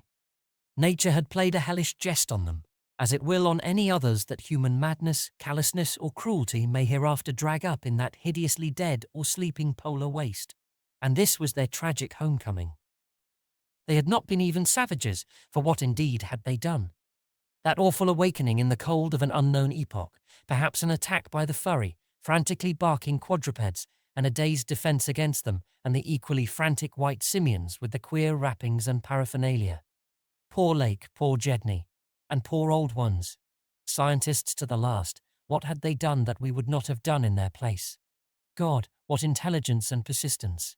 What a facing of the incredible, just as those carven kinsmen and forebears had faced things only a little less incredible. Radiates, vegetables, monstrosities, star spawn, whatever they had been, they were men. They had crossed the icy peaks on whose templed slopes they had once worshipped and roamed among the tree ferns. They had found their dead city brooding under its curse, and had read its carven latter days as we had done. They had tried to reach their living fellows in fabled depths of blackness they had never seen, and what had they found? All this flashed in unison through the thoughts of Danforth and me as we looked from those headless, slime-coated shapes to the loathsome palimpsest sculptures and the diabolical dot groups of fresh slime on the wall beside them, looked and understood what must have triumphed and survived down there in the cyclopean water city of that nighted, penguin-fringed abyss, whence even now a sinister curling mist had begun to belch pallidly, as if in answer to Danforth's hysterical scream. The shock of recognizing that monstrous slime and headlessness had frozen us into mute, motionless statues, and it is only through later conversations that we have learned of the complete identity of our thoughts at that moment. It seemed eons that we stood there, but actually it could not have been more than 10 or 15 seconds. That hateful, pallid mist curled forward as if veritably driven by some remoter advancing bulk, and then came a sound which upset much of what we had just decided, and in so doing broke the spell and enabled us to run like mad past squawking confused penguins over our former trail back to the city, along ice-sunken megalithic corridors to the great open circle, and up that archaic spiral ramp in a frenzied automatic plunge for the sane outer air and light of day. The new sound, as I have intimated, upset much that we had decided, because it was what poor Lake's dissection had led us to attribute to those we had just judged dead. It was, Danforth later told me, precisely what he had caught in infinitely muffled form when at that spot beyond the alley corner above the glacial level, and it certainly had a shocking resemblance to the wind pipings we had both heard around the lofty mountain caves. At the risk of seeming puerile, I will add another thing too, if only because of the surprising way Danforth's impression chimed with mine. Of course, common reading is what prepared us both to make the interpretation, though Danforth has hinted at queer notions about unsuspected and forbidden sources to which Poe may have had access when writing his Arthur Gordon Pym a century ago. It will be remembered that in that fantastic tale, there is a word of unknown but terrible and prodigious significance connected with the Antarctic and screamed eternally by the gigantic, spectrally snowy birds of that malign region's core. Tekli Lai, that I may admit, is exactly what we thought we heard conveyed by that sudden sound behind the advancing white mist, that insidious musical piping over a singularly wide range. We were in full flight before 3 notes or syllables had been uttered, though we knew that the swiftness of the old ones would enable any scream roused and pursuing survivor of the slaughter to overtake us in a moment, if it really wished to do so. We had a vague hope, however, that non-aggressive conduct and a display of kindred reason might cause such a being to spare us in case of capture, if only from scientific curiosity. After all, if such an one had nothing to fear for itself, it would have no motive in harming us. Concealment being futile at this juncture, we used our torch for a running glance behind and perceived that the mist was thinning. Would we see, at last, a complete and living specimen of those others?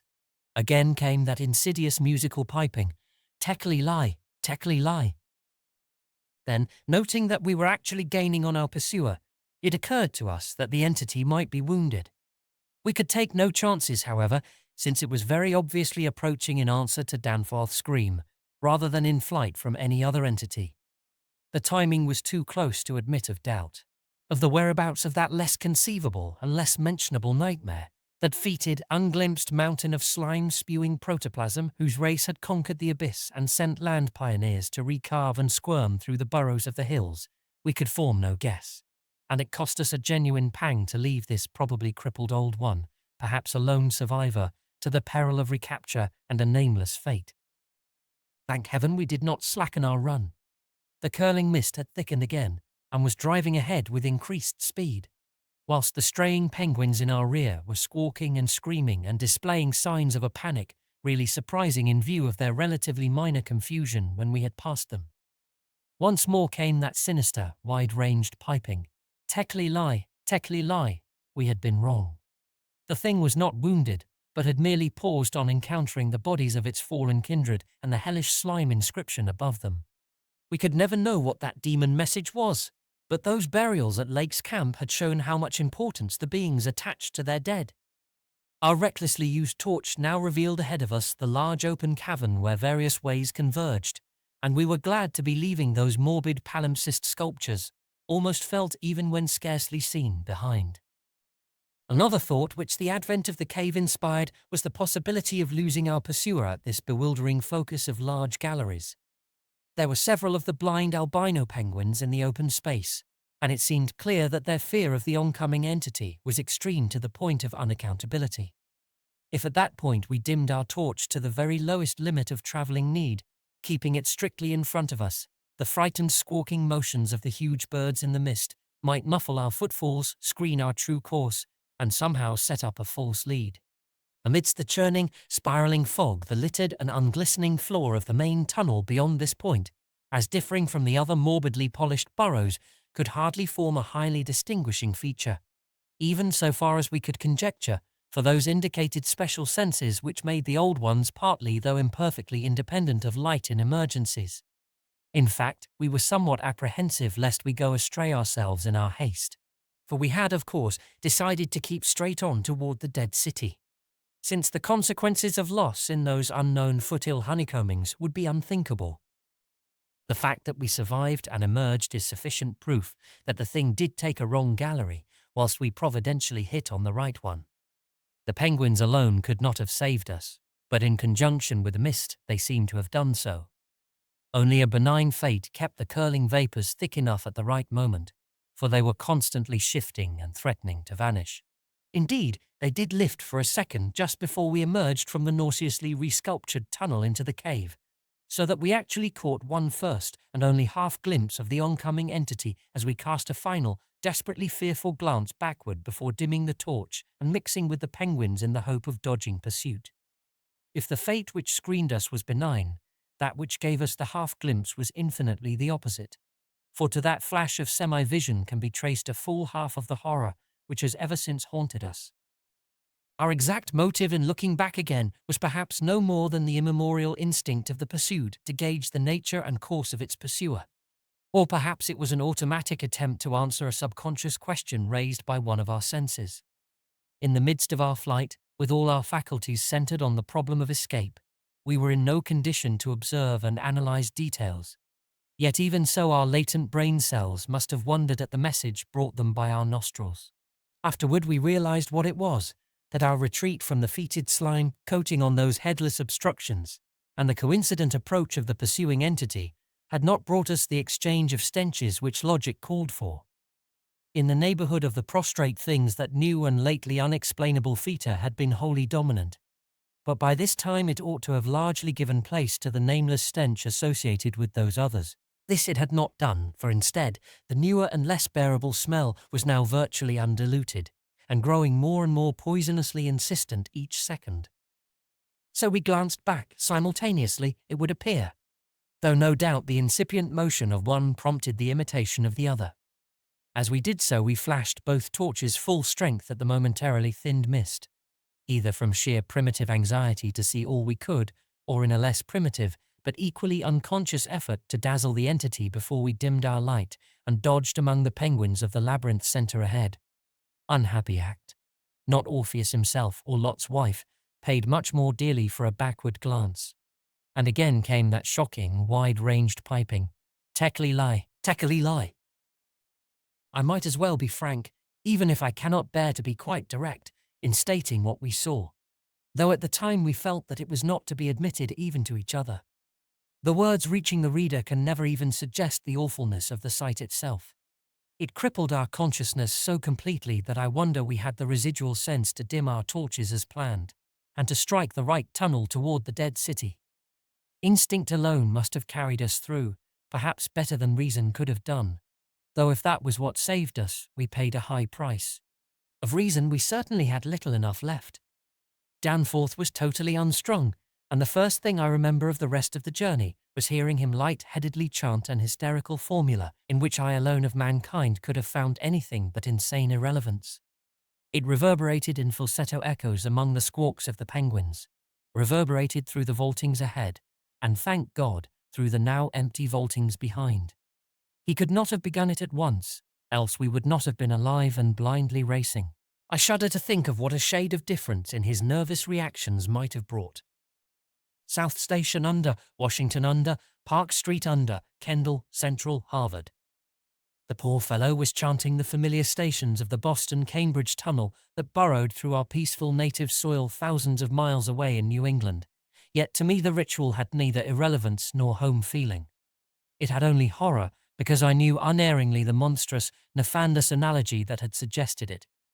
We had expected, upon looking back, to see a terrible and incredibly moving entity if the mists were thin enough. But of that entity we had formed a clear idea. What we did see, for the mists were indeed all too malignly thinned, was something altogether different, and immeasurably more hideous and detestable.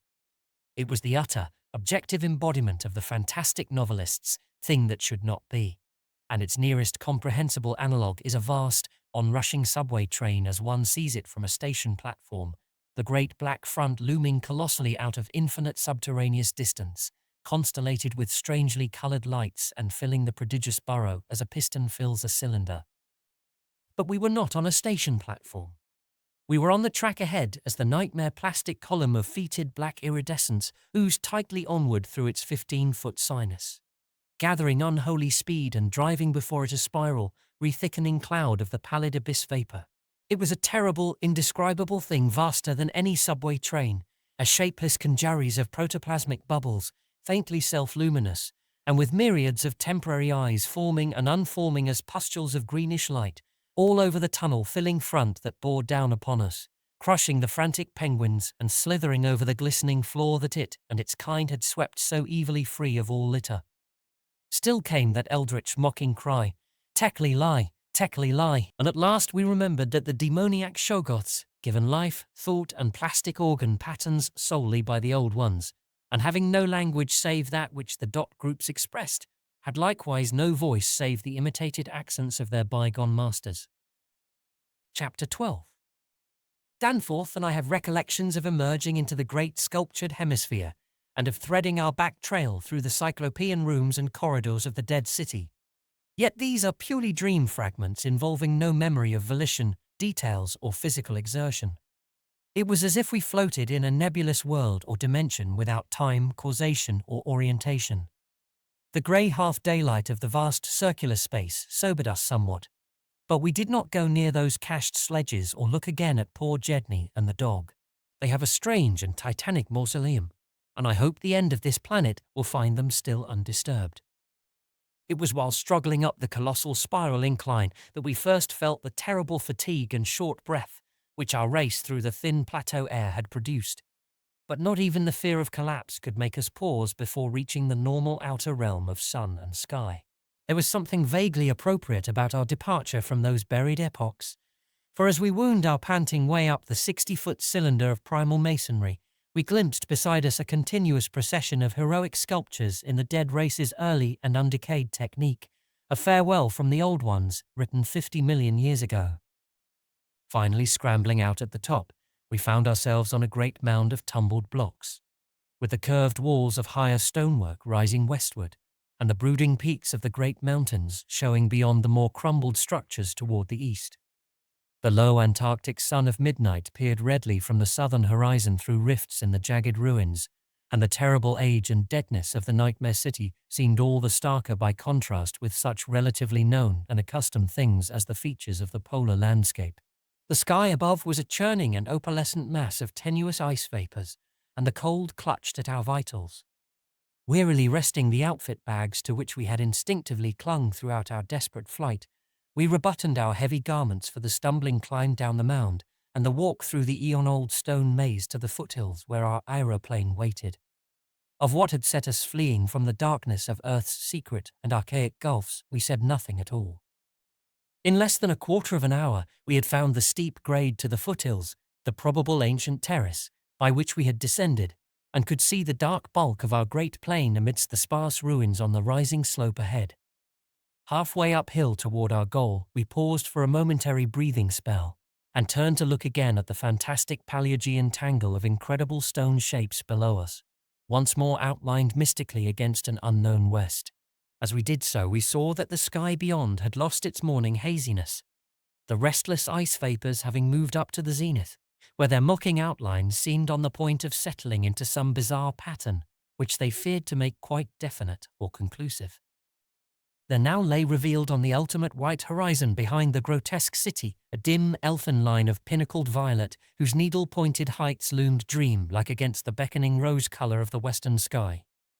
Up toward this shimmering rim sloped the ancient tableland, the depressed course of the bygone river traversing it as an irregular ribbon of shadow. For a second we gasped in admiration of the scene's unearthly cosmic beauty, and then vague horror began to creep into our souls. For this far violet line could be nothing else than the terrible mountains of the Forbidden Land, highest of Earth's peaks and focus of Earth's evil, harbours of nameless horrors and Archean secrets, shunned and prayed to by those who feared to carve their meaning, untrodden by any living thing of Earth, but visited by the sinister lightnings and sending strange beams across the plains in the polar night, beyond doubt the unknown archetype of that dreaded Kadath in the cold waste beyond abhorrent Leng, whereof unholy primal legends hint evasively. We were the first human beings ever to see them, and I hope to God we may be the last. If the sculptured maps and pictures in that pre-human city had told truly, these cryptic violet mountains could not be much less than 300 miles away. Yet none the less sharply did their dim elfin essence jut above that remote and snowy rim, like the serrated edge of a monstrous alien planet about to rise into unaccustomed heavens.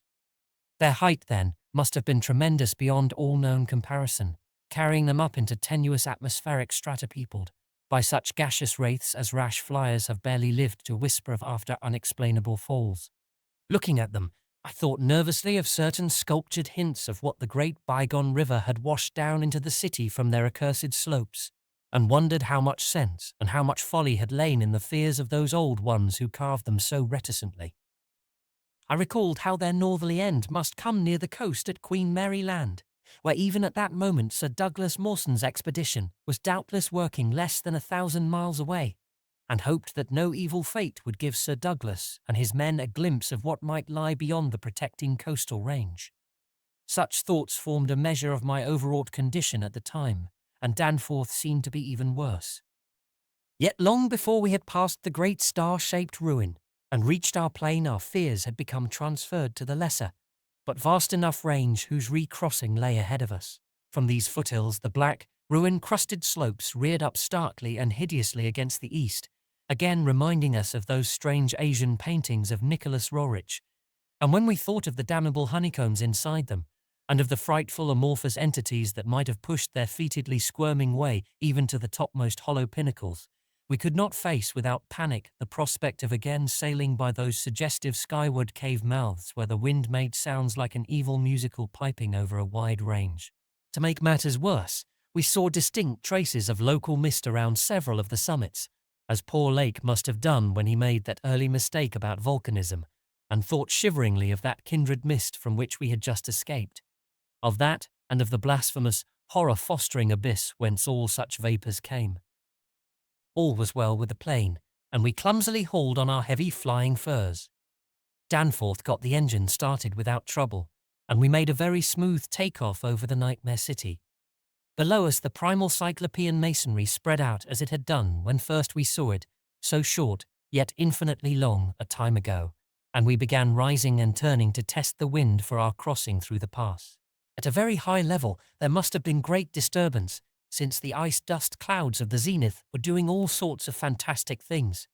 But at 24,000 feet, the height we needed for the pass, we found navigation quite practicable. As we drew close to the jutting peaks, the wind's strange piping again became manifest, and I could see Danforth's hands trembling at the controls. Rank amateur though I was, I thought at that moment that I might be a better navigator than he in effecting the dangerous crossing between pinnacles, and when I made motions to change seats and take over his duties, he did not protest.